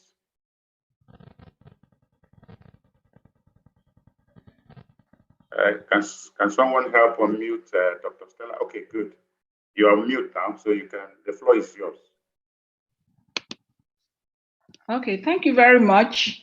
I'm so glad to be here, and I'm so privileged as well and humbled to be part of this inaugural occasion. I must start by saying that I don't even know how to say it, but I'm so grateful to Professor Nikon and Professor Ajenka. For whatever I am today, I owe it to them. I owe it to them. I really owe it to them. Thank you, Prof. You guys have done so much for me, for even sitting out here talking and being part of this inauguration. I don't think without you, I mean, without you, I don't think I'll be here. I won't be part of this. Professor Ajenka said that if we all go and work maybe with Shell or then who will be your teacher, so to speak? I'm paraphrasing. I am a product of that, of their sacrifice. Prof, thank you very much. So today, I am a group CEO for oil and gas service companies. So, and how are we restructuring our company, Stelog, to cope with the energy transition? That's the question that was posted to me. I'm sorry my video is not showing. I'm currently in Houston, and I woke up since 3 a.m. getting set for this inaugural occasion. Well, back to the topic. The energy transition is a reality that is accelerating around the world. It is no news to us in Stelog. And as an integral energy group of companies, we're really working hard to update our strategies and making our capital shift in the context of the energy transition. It will also interest us to know that Stelog has demonstrated as accelerating digital transformation in the era of the transition energy in oil and gas industry. And we are very much aware of the clarion call for renewable and sustainable energy. As a company, we are repositioned in line with what the present and future holds. And when we say the future is actually just here. So we've done a lot of forward thinking and asked ourselves some fundamental questions to evaluate if our services or the services we provide today are sustainable in line with the dynamics of the energy sector. We've done quite a number of work on that because most of our services, which are in line, of course, with the transition, we have put some improvement action that will enable us scale up and cope as the challenges evolve rapidly. And truly, it's evolving rapidly. When I visited the Reliance Stadium, for OTC, I could see a lot of technologies. I was just amazed. Like Ezine said, we sit remotely and we can monitor what is happening downhole in the wells. A lot, even with the use of what they call it, solar systems. Very soon you will see that they will have this generator, using diesel and all of that in the field. All that will be discarded. So there are a lot of changes that are evolving rapidly. And for services that may not, that's our services, that may not be in line with future demand, we're putting structures and plans in winding them down so that those aspects are manned up other lines. We man up other lines of business that are in line with the reality of the energy transition. So we're winding down those that are not in line with the transition going on in the energy sector, and then winding up the ones that are in line. So our investment patterns are also changing. We're winding down our investment from traditional energy solution to now energy low carbon markets, including the renewable power, auto gas, carbon capture technology. So while the graph of one is going down, the graph of the other is going up simultaneously. We're also aware of the natural gas, the natural gas that will aid integration and energy security of renewable energy power generation. So Stelog Gas subsidiary remains a best fit for a sustainable renewable energy transition. And I can assure you that Stelog is one of the frontiers for energy transition in Nigeria, and we're taking advantage of affordability, competence, and sustainability as a market tool for clean power solution. We all know what's happening in Nigeria even in the gas sector, what is going on. We are now more or less a gas nation. So where everybody is gearing up to ensuring that you have a piece of the pie in the gas sector. If you're going to have a gas, like I mentioned here, the auto gas. If you want to major into auto gas, into LNG, into LPG, anyone you feel that you're capable of, there is a great opportunity in that area. So we're also leveraging on that to ensure that we invest in gas, in CNG, and in auto gas.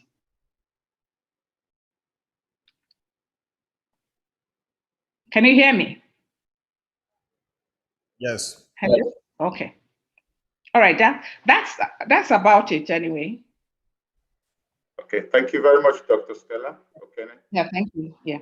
Yeah, it's been giving out and sharing information. I think some level of interaction should be done to enrich the conversations. Today we have listened to Abiye talk about the policies and frameworks towards energy transition. We have listened to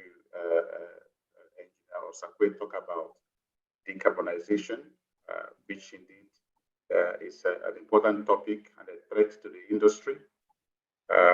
We've listened to Ezine talk about digitalization, machine learning, Internet of Things from Dr.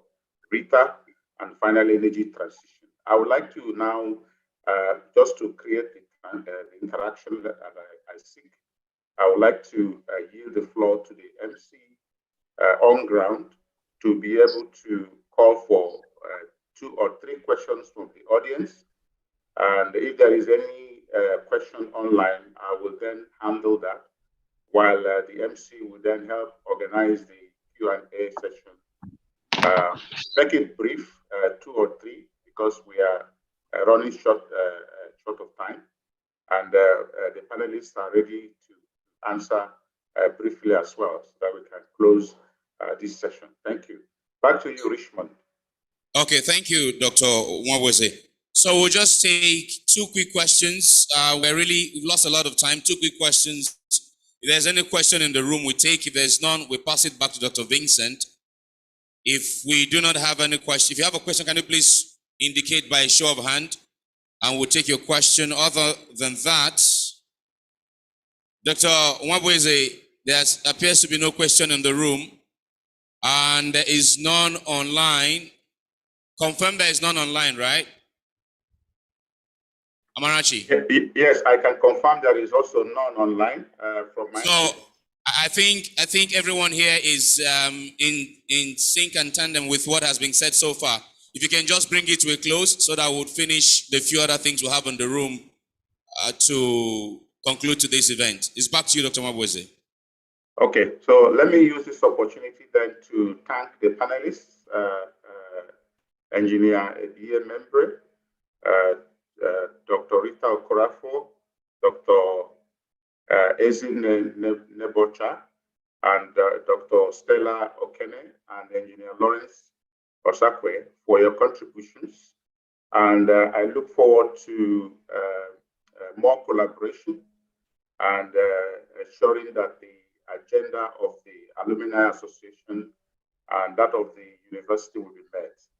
I'd like to thank our hosts and also to thank our foundation lecturers who are here present and the principal officers of the university. Thanks to the Vice Chancellor for making this possible. Back to you, Richmond. Over and out. Thank you very much. Thank you. Time is very, very fast spent. So I'm going to speed through what is left of this event. Next up is the alumni inauguration by the director of Uniport Foundation. I'm told that all the alumni of the school are more like under the purview of the foundation, and we're delighted to have the director in the room with us. So I will invite the director, who will conduct the brief inauguration ceremony After that, we would listen to the presentation on the alumni project. And after that, we will launch the project. And what time is left, we'll try to squeeze in as much family photos as we can, and then lunch is served and we go home. I see some faces wondering, where's item 7, Richmond, all these things you're saying. Don't worry. There's item 7. Your eyes should stop asking me the question. There is, relax, okay? But just to make you understand, we need to speed through. So let me welcome real quick for the inauguration of the alumni. Please welcome with me the Director, Uniport Foundation, Professor C.O. Onyaso. Professor Onyaso, please.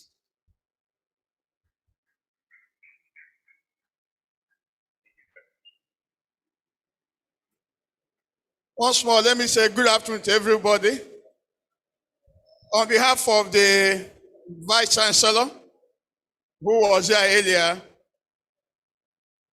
and also on behalf of the 7th Vice Chancellor, and the first, the oldest lecturer in the Department of Petroleum and Gas, I can't do this without them. And on behalf of the Dean of the faculty, we want to say this is indeed a big event. I've been looking forward to this event actually, and I know that it holds a lot of potential for the university, not just because we are going to reap, as the Vice Chancellor said, because we are not going to give back to the university, but because it's going to encourage other faculties and departments to follow the footsteps you have said before.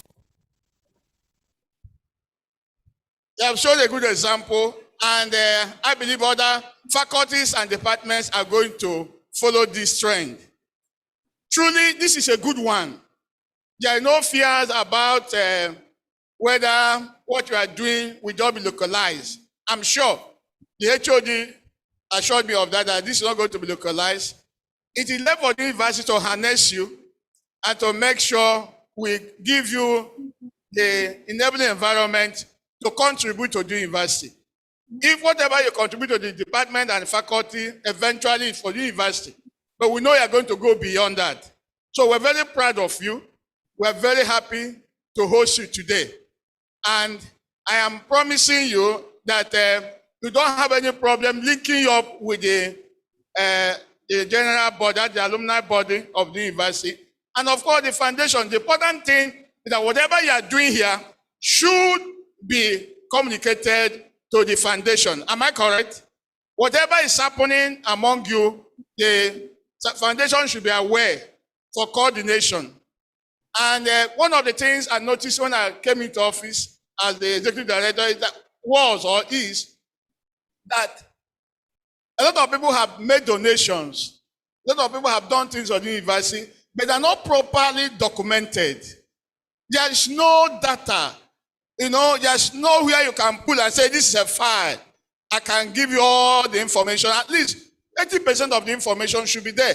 And we're working towards that to ensure that there is central coordination of activities going on in the university.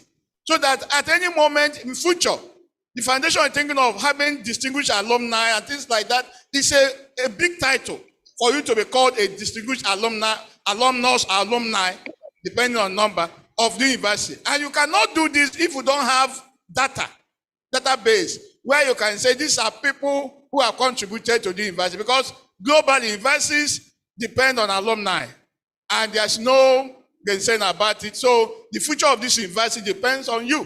And I believe that we must document things, be able to give information, and be able to take action, take decision based on fact and figures, not politically.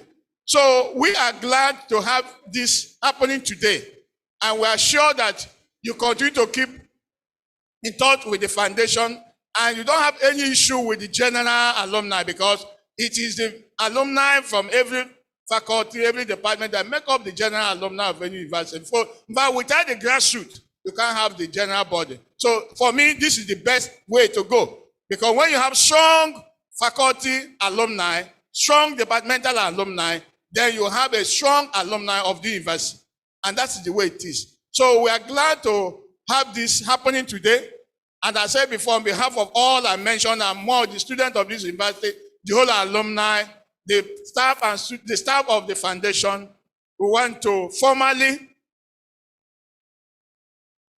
But let me do it this way. I feel constrained because of their contribution. Then when somebody was talking about, oh, what are you doing here? I've had such challenges. I'm still having to today. You know, literally every day I resist leaving the university. Every day they call me and say, what are you doing there? You are not meant for this environment. But I believe that Nigeria cannot be what it should be if we don't have people paying sacrifice to build the little corner where you are. So permit me to honorably call on the 7th Vice Chancellor and the oldest lecturer in the department. So come and stand here and declare this alumni body inaugurated. I want to do it that way formally. Please, can I have the honor of having the 7th Vice Chancellor and Professor Ajenka and the oldest lecturer? And the dean. Yeah. and the dean. I can't do this alone. That will be too much. Then the head of the department, the architect and the driver of the process. Can we put our hands together for him? Is the architect. The alumni chairman, are you here for the faculty? Is he here? Please, can you come quickly? Put your hand together for him.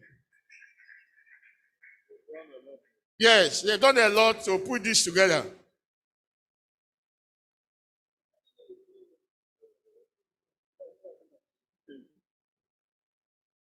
Okay. Now. Okay. Okay. Let me allow the Professor Jenka to induct Onyekonwu because he asked for it before we formally inaugurate this. As I told you, the lawyers respect their seniors. Onyekonwu is the oldest lecturer in petroleum engineering and the oldest lecturer in engineering today. He cannot ask to be inducted to the Alumni Association and he will fail to do so. Both of us belong to UI Alumni Association, Petroleum Engineering. And both of us will now belong to Uniport Petroleum Alumni Association. Thank you very much. You are inducted. Thank you. I was cracking a joke there with the 7th Vice Chancellor. I said, they are talking of Uniport, unique Uniport. But these are donations from the great UI. Great UI donated them to Uniport, and they are doing great things here. So you can see, when we say great UI, don't be jealous because we are the great UI, 3 of us here. So on behalf of all I mentioned before, we declare that Department of Petroleum and Gas Engineering Alumni, Uniport Alumni Association, today, the 26th of August, 2021, is born and inaugurated to the glory of God in Jesus' name. God bless you. God bless you. Great man.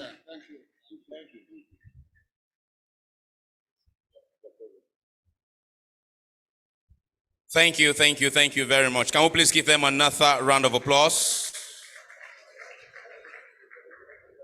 Without much ado, I would pass on the mic now to the Technical Director and Chief Executive Officer, as well as BOT member, Chairman Steering Committee for this Alumni Association for a alumni project presentation. Let's welcome Mr. Thangod Egbe. Mr. Egbe, please give him a round of applause, ladies and gentlemen.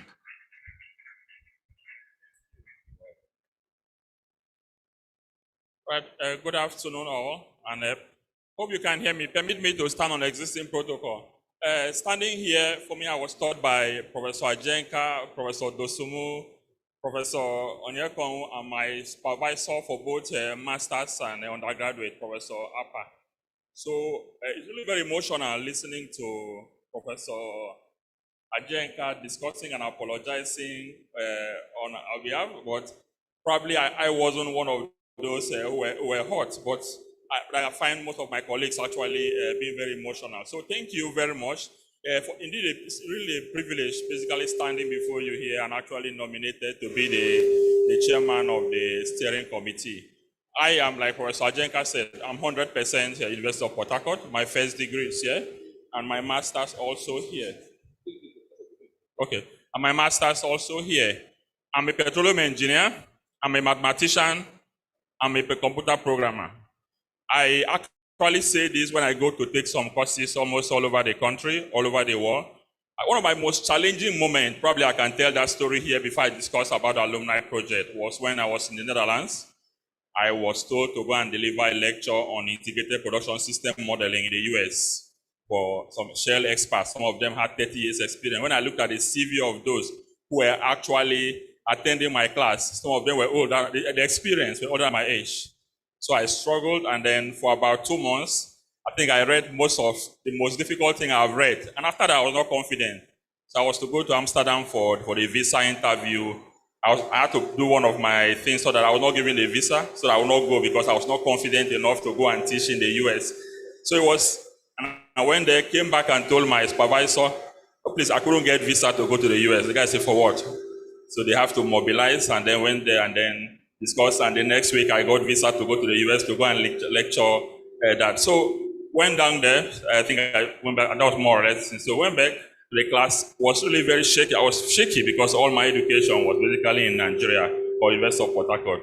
So I started teaching in probably, I don't really, the way I speak, my grammar is not even the same way they speak. So after like 5 minutes, I was speaking, they were struggling to understand how I speak. So I do most of my write-up. So after they started speaking, after 5 minutes, they were asking questions. I expected them to ask some very challenging questions to me, but they were simple questions. After some of them were not the kind of question I expected. 5 minutes, 10 minutes, 15 minutes. And at that point in time, I built confidence to pick up. And after I finished that class, that was actually all of them 20 in the class, rated my class as excellent, excellent, excellent. And it went back to my supervisor. So I would say thank you to Uniport to actually giving me that background to look at that. And that gave me the foundation, the confidence to actually know that I've actually come up age to actually support this. So thank you very much. And of course, I am the CEO of Cypher Crescent. I actually lead about 60, 70 persons who are into research, of course, all together in Nigerian universities. So Cypher Crescent is more or less a Uniport product from Aminu Kano Hall that we started. And today we're actually leading the country, standing shoulder to shoulder with Schlumberger and Halliburton, challenging them in tenders and looking at that and surpassing some of their research. So it's really very, for me, I think I feel very emotional coming down here because I got my knowledge here and I think it's possible. So for us to come back and give back to the students who actually will be the leaders of tomorrow. So with that, I'll start some of the presentations. Hope I'm okay? My slides are not up. Okay. All right, next slide then. Okay, so I like starting my story. This is my story. I wrote this book about I started writing book 20 years ago in 2001. I'm sure some persons might not recognize me. I just showed that picture there for you to know who I am, so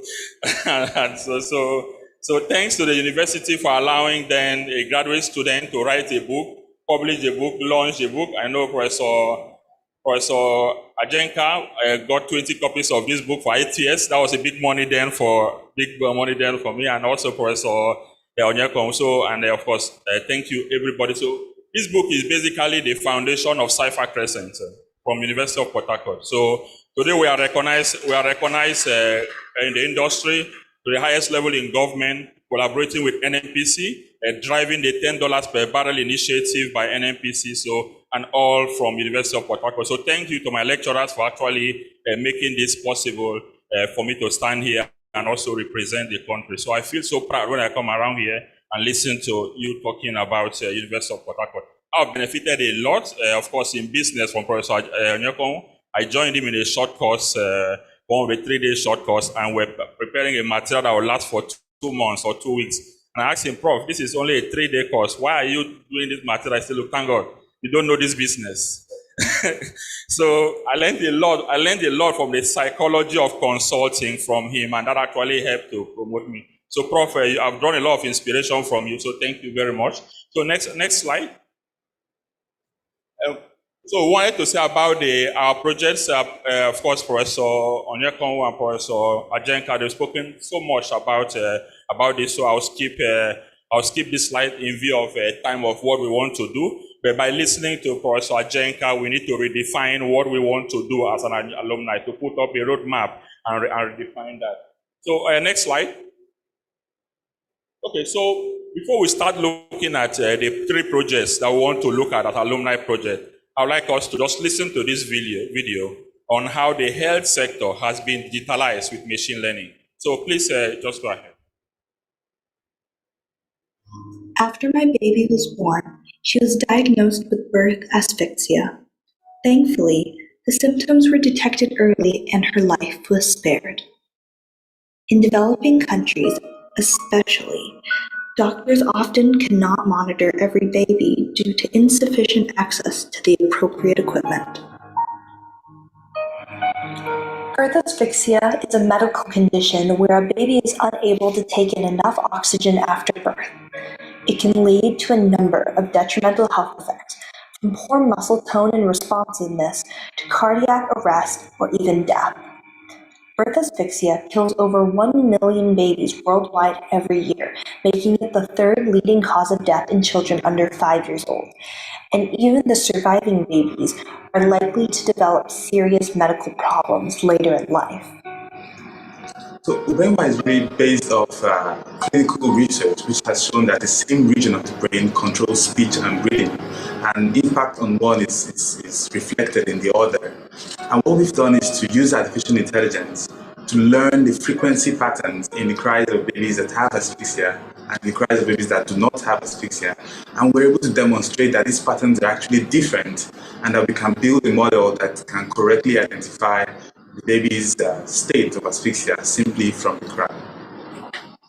A simple cry analysis would be useful because it does not require a lot of things that we have in developing countries for the identification of those babies. I mean, babies with evolving brain problems secondary to an asphyxiated process.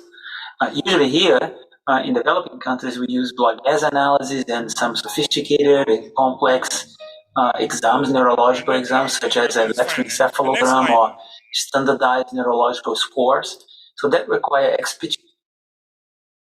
Next slide. Okay, so I think we've gotten the story. The story is about the story of machine learning, about using data from the cry of a baby to diagnose very significant and very challenging ailment using cry analysis. And if we look at cry analysis here, for some of us who study electrical engineering, you're looking at frequency pattern, you're looking at Fourier transform. You're looking at, so for us to get machine learning right, like Dr. Rita said, is basically getting mathematics and programming right. And so this guy was one of our staff. He resigned from Sci-Fi Crescent and is in Canada now working with the UN on this. This is actually an international project, but basically from knowledge gained in Nigeria. But we're in the university environment. What can we do? So that's the reason why Sci-Fi Crescent partnered with SPE earlier in the year to actually start teaching machine learning. Professor Ajenka and Professor Onyekonwu were in the inauguration when we started that. So the objective, the Alumni Association wants to start from where SPE and Sci-Fi Crescent stop, so that this program doesn't stop. Of course, usually we pay them. Some of them are actually here. The 6 months IT guys are here. Maybe if some of you are here, can stand up. Of course. A few of them are here who are running this program currently. So it's rigorous machine learning, but the time is really short to actually teach machine learning. For an academic environment to teach machine learning, you have to start from first principle to understand fundamentals of linear algebra. What are we doing with linear algebra? What courses are we doing? Looking at complex numbers, looking at statistics and probability. So what the alumni will look at is basically look at that course and see how then can you span that course from 3 months to 5 years. And you start teaching that course from year 1 in the university. So that by the time you finish from final year, you should be grounded as basically a petroleum engineer and a digital engineer to understand that. And that will prepare you for the future of petroleum engineering. Not just petroleum engineering, but you need to have machine learning well integrated, well inculcated, understanding the fundamentals, understanding mathematics. So that's one of the projects for us. Is basically a very good project that we are going to take and support this thing. So we'll sit down with the HOD and discuss how this can be implemented. For now, it's being run with the year 4 students. It's being busy. The way I learn and the way we learn, 3 months or 6 months is short to actually do a proper machine learning course because the foundation is missing. So the Alumni Association is going to work with the department and work with, of course, industry experts. Part of this project is that whenever they are done, they are going to assign a lot of industry experts to supervise them to get that done. So this is basically one of the projects we are going to embark on after approval from the BOT to actually go down. So next slide. All right, so the second project we want to look at is for you to drive this. Here, Professor Ajenka discussed about a laboratory. We conceive it from, instead of having a physical laboratory, let's start with a digital lab. So part of the second alumni project we're going to embark on is basically setting up a very strong digital lab in the university.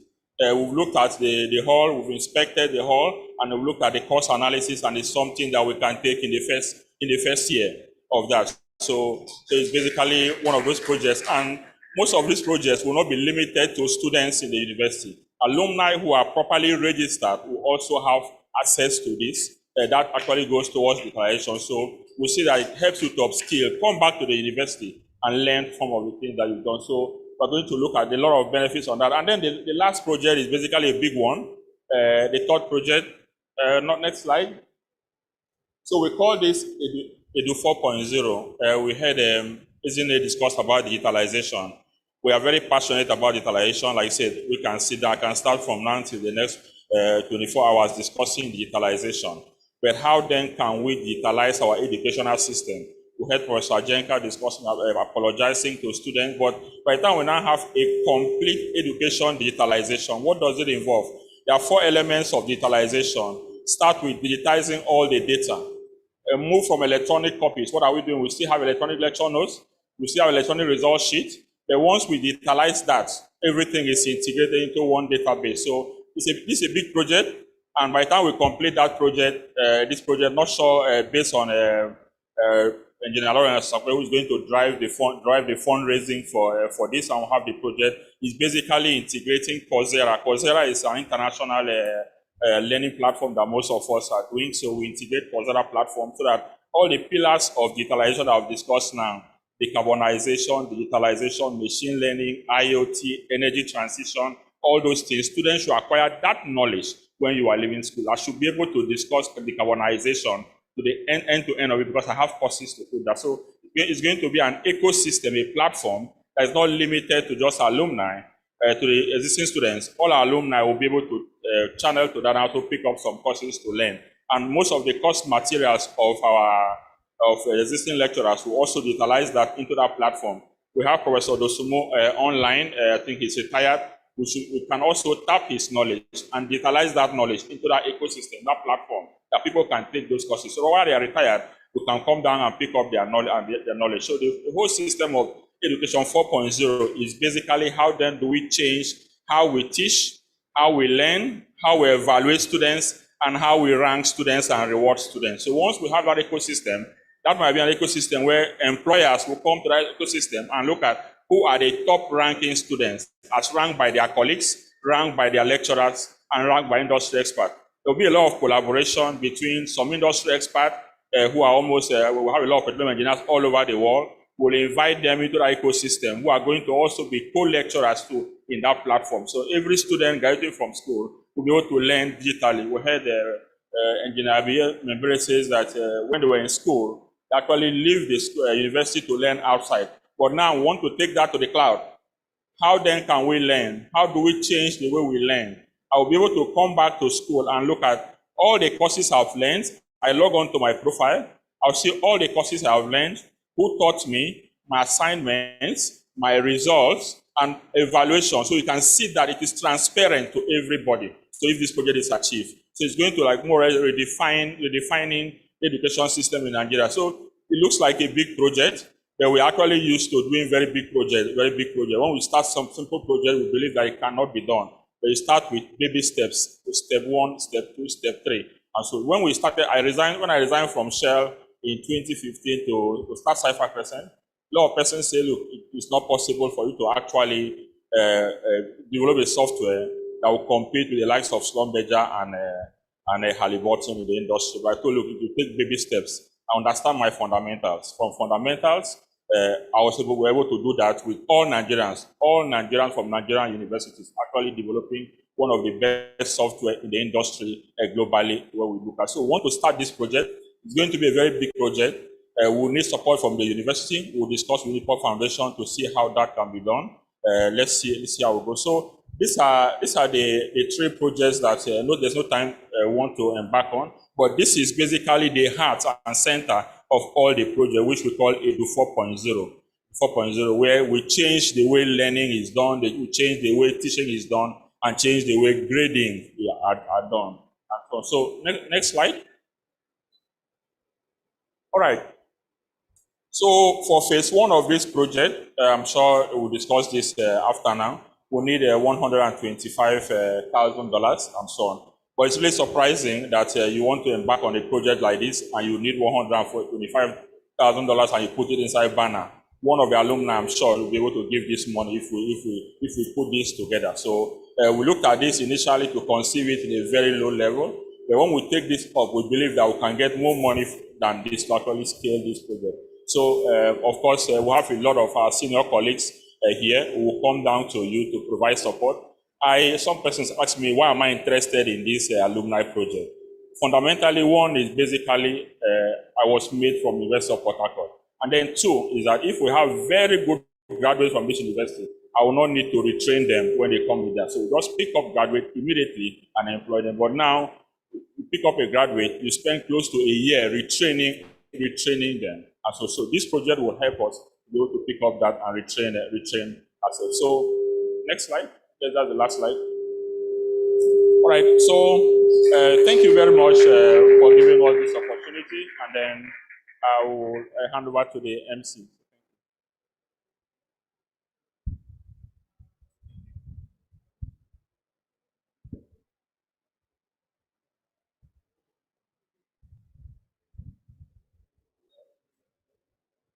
Thank you very much, Thangodegbe. He ended with a slide that has a figure to it, $125,000 only.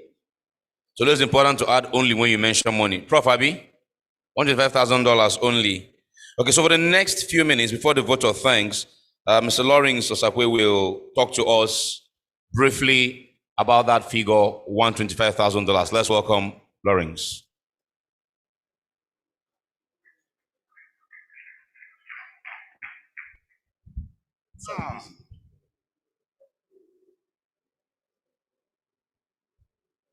Good afternoon once more. Actually, I'm not here to discuss the $125,000. I'm here to say some other things that include the $125. $125 is an infinitesimal part of it. I heard what Professor Jenka presented to us. We have all heard him. I also heard what the last speaker said in terms of the take home from Professor Jenka's presentation as to what the alumni is expected to do. But I want to ask us one question. Is there any of us that after leaving school, you start to work and then you earn money and then you look back home, maybe what your father have back home is a 2-bedroom apartment or a thatch house. Is there any of us that will turn his or her face away from it? I don't think so. what we do is to do what? Either to renovate the house and make it look modern, is it not? So with this, what I'm trying to say is, Prof, you can pass information to the Vice Chancellor. The alumni is not going to leave the university. We have to renovate the university programs to be in line with the modern trend. Okay, so today we are not doing launching.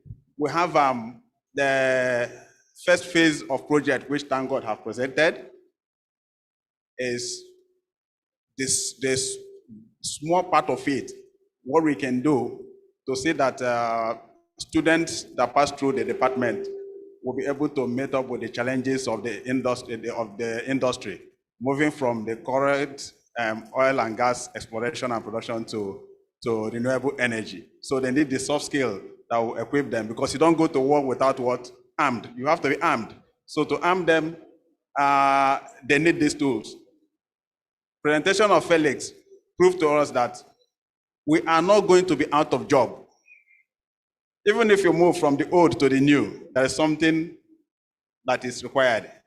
Remember in those days when there was no computer, and after a while the idea of computer came up, and most secretaries, even secretaries, became afraid that there will be no job for them, is it not? Because bosses will just put up their computer and type whatever they want to type. No type and edit, no, they type and edit immediately and then they print out. But then, it did not take away the job of secretary. Neither did it take the job of other people. The process that new technology have put in place is that as it's going, there is always human beings required. Even computer-aided operations, there is always human being, because machines cannot control themselves. So let's not be afraid. We are told that oil will finish, is it 2040 or so, but more fields have still been discovered. It will not finish like that. It is estimated done within the limit of the technology that is available. And that's why they tell you it will finish. It's not going to finish. So we task ourselves, if we task ourselves and come up with more sophisticated technology, we will discover that there is more that nature has for us. From 2D, we move to 3D in seismic, just like that. And then fields that were not economically viable based on information that companies have became viable using sophisticated technology to reevaluate the same fields. So in the same way, nobody's going to lose a job. We have been given something from the university. There is no amount that will give back that will be enough. It's like saying, God, I have given you all for the life that you gave me. There is nothing you give that will be enough. So with this, I crave the justice of all of us to bear in mind that the alumni will come with another date for the launching of key projects that will take into consideration the ideas that Professor Jenka have put for us to take it, to also look at as alumni. That another date will be that will work properly planned. It is not something that will be within the capacity of the alumni alone, but it's something that will be the capacity of both the alumni inside and entrepreneurs from outside. That is the way to go about it. Okay. Having said this, at the moment, what you see now is being supported by individuals. So there is a paper that is supposed to go around, slip, that will be a name, mobile number, and amount of free will donation that people can give to help the steering committee to move along with what they are doing now. This is something that will happen whilst the way the alumni will function, following its constitution that will be put up for everybody to see on the website. Alumni will be run by what? The sale of this scarf, which is mandatory for every member. Membership dues will be paid by members, and then free will donation by members. Somebody can at interval call the alumni and say, look, I have this, take this. Everything is not about money. You can give something that is more than money. Do you know what is more than money? Our lecturers that taught us, what they gave us is more than money, school fees that our parents paid. So there are things you can give. Mentorship. Give your time to also lecture the students. These are contributions from the alumni that can be made. So let's encourage the steering committee, make the free will donation to them. No amount of money is small. I was impressed by what I saw Prof put here, 84 naira. And down the drain, I saw how much it accumulated to. So if we start like that a little drop of water form a mighty ocean, will make a very big impact in the industry. Thank you very much. And we'll look forward to calling you again and presenting to you and a wider audience, which will include entrepreneurs from outside, what the alumni will want to do and seek for the proper support. Thank you.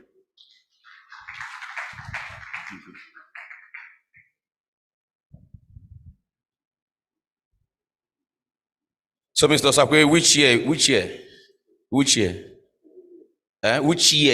Your own graduation from the department, which year? Okay, but that's the master's, Abi. 2002. Prof, 2002. Where should he start? 2000. Okay. Eta which year? Yeah. First degree. 2003. Prof has said it all. So it's all, when it's 2000 and 2003, it's just 2000. So should it be USD in front or NA? What should it? Anyway, they will decide that. Thank you very much. So we'll continue to a vote of thanks. And as I said, a few photo ops and lunch is served. Let's welcome a member of the steering committee, Chike Wonode, as he gives.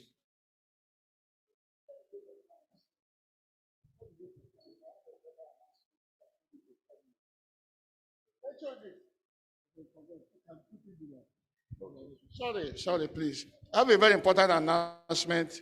I couldn't take it when I was doing the inauguration. And that is the alumni office. We have a lot of souvenirs. Please, one of my staff is here. Where is she? She just stepped out. She'll be outside here. Please, ties, I want you to take pride in using Uniport tie. You can have scarf, all kinds of things that you will be proud to use. Identify yourself as an alumnus of Uniport. Please, don't go without getting, they're very cheap, but we want you to identify with a Uniport Foundation. Thank you very much. God bless you. Thank you.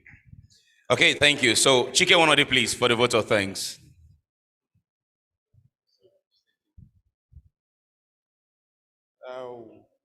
Good afternoon, everyone. I think this is, I would say, it's a dream come true for many of us here as alumnus. Before I start, I think I will just have to, first of all, brief us a bit about when this dream started. I think it started a number of years ago, and we were so engrossed with a lot of work and also what was happening here. But then we thought it as a worthy call, a home call, giving back to the society, and we came together and this started some few months ago. A lot of meetings have gone into this. We've had more than 20 meetings, and we think it's a strategy, and the strategy was 80-20, to start with just few of us and then try to get 80% of the other interests.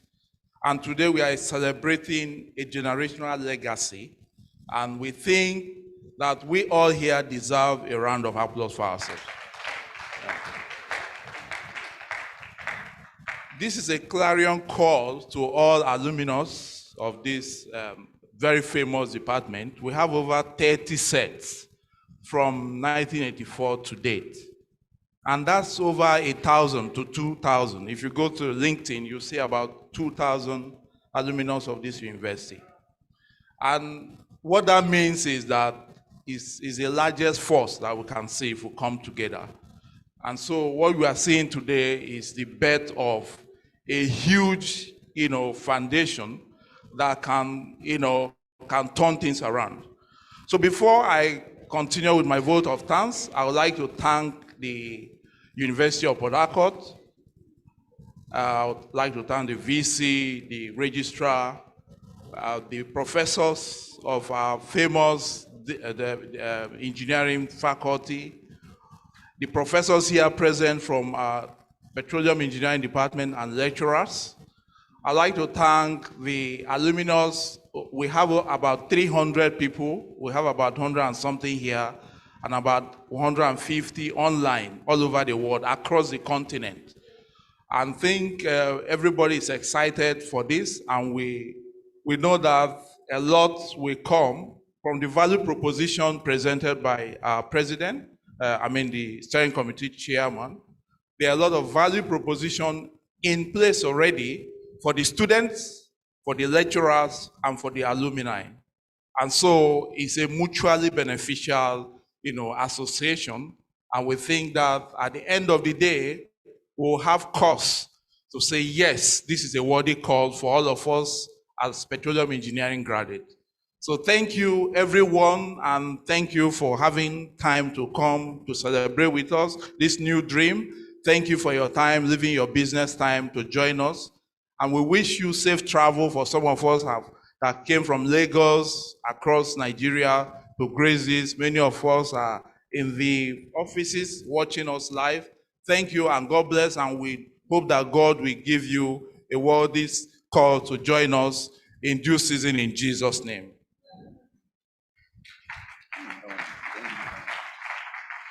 Okay, so thank you. We've come to the end of the event. As I said, we did have a family photo earlier. Let's just do one more family photo. If I would ask the professors here, the professors of the department who are here, to please step forward. I'll ask the steering committee again, if you can please step forward. Let's take one more family photo. Professor Jenka, and of course the director, Dean, HOD, steering committee, where are you? Please step forward. Please step forward. If there's any university principal officer here that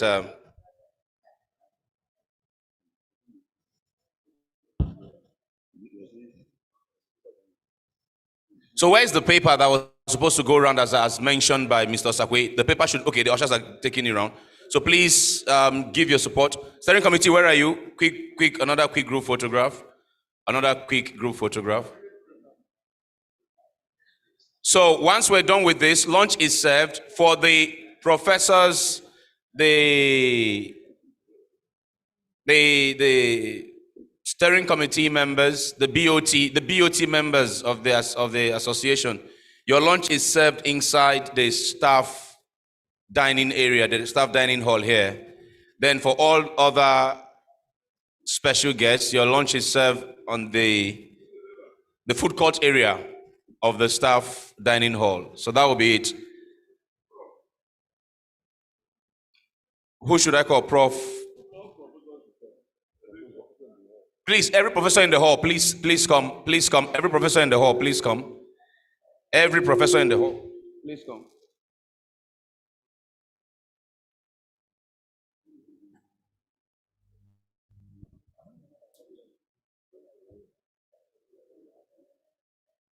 There's any prof that was still.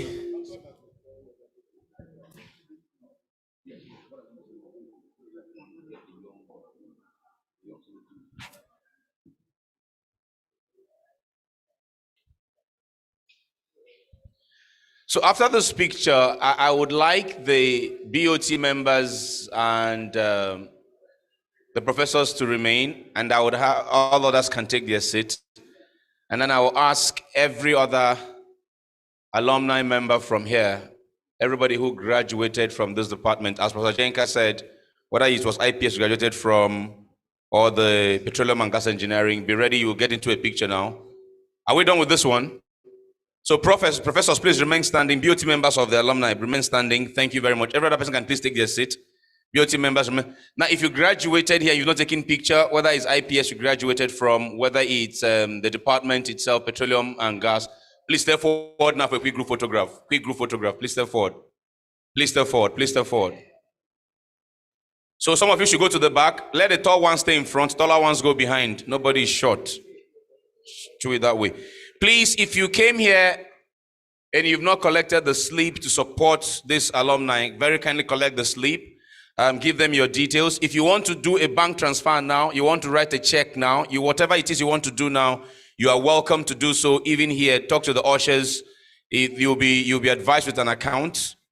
You'll be advised with an account on how you can do that. Let's provide all the support that is necessary.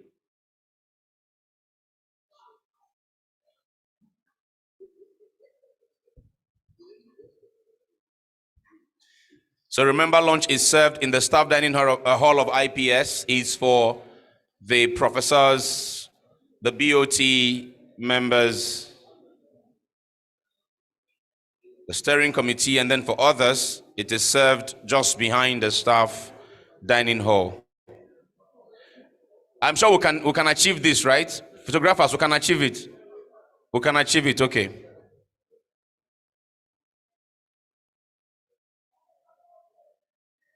Now, after this, if you're currently a student, we'll give you a slot as well. So the professors, one more time, remain standing, please. And the BOT members remain standing, please, after this picture. If you're currently a student here in any of in the department or IPS here, you're in the hall. After this, take a quick picture. Okay, please, professors, one more time. You're a student, still current student, IPS, Petroleum and Gas Engineering, and you're in the room. Now, please go to take a picture real quick. If you're done with your picture, you can proceed to lunch. But remember what I said, the order. Or you can just give me a moment, please. Give me a moment. We'll take the school anthem before you leave. Please, everybody come back. Give us a moment to take the school anthem before we leave. Everybody, please come back. We'll take the school anthem before we leave. Please come back, the school anthem. We'll do that in a few minutes. Please feel the slip before you go. Feel the slip and drop with the ushers. Feel the slip. Don't go with the slip, please. Don't go with the slip, please. Yeah. So after the students, we'll call the staff of the department and faculty. After the students, we'll call the staff and departments of the faculty. After the students, the staff. Please, don't go with the slip. Fill the form and drop with the ushers. Thank you for understanding. Thank you for understanding.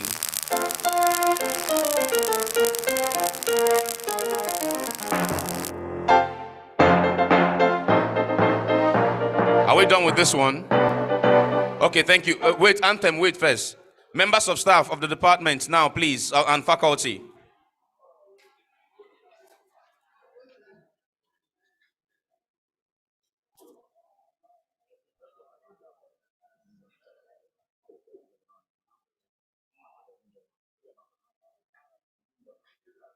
Members of staff of the department and faculty.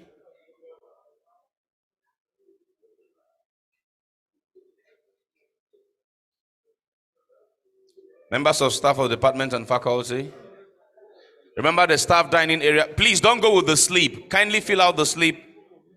Kindly fill out the slip and leave it with the ushers. Don't go with the slip. Yes, hurry.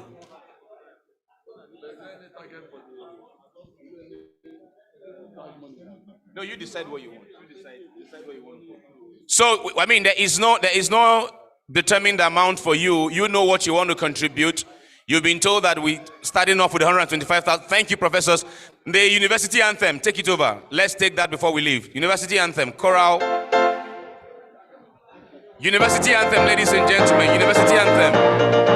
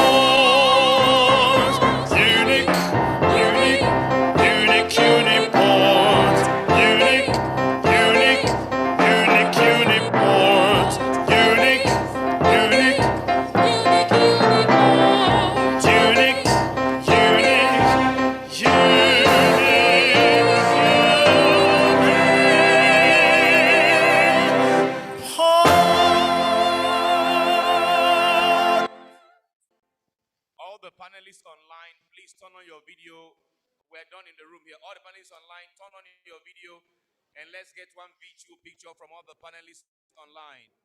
All the panelists online, can you turn on your video? Amarachi, are they still there? Lunch is served. For those of us in the room, lunch is served.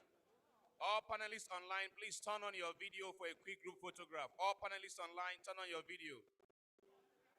Yes, I see is in there. I see Dr. Wabweze. Who else am I? LC, your video is not on. Where's Rita?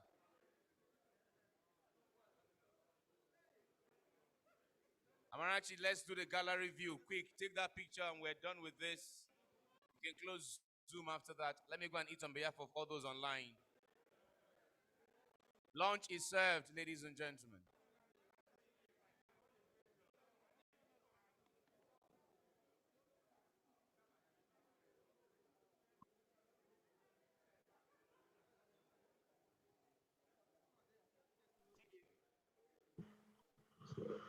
Thank you all.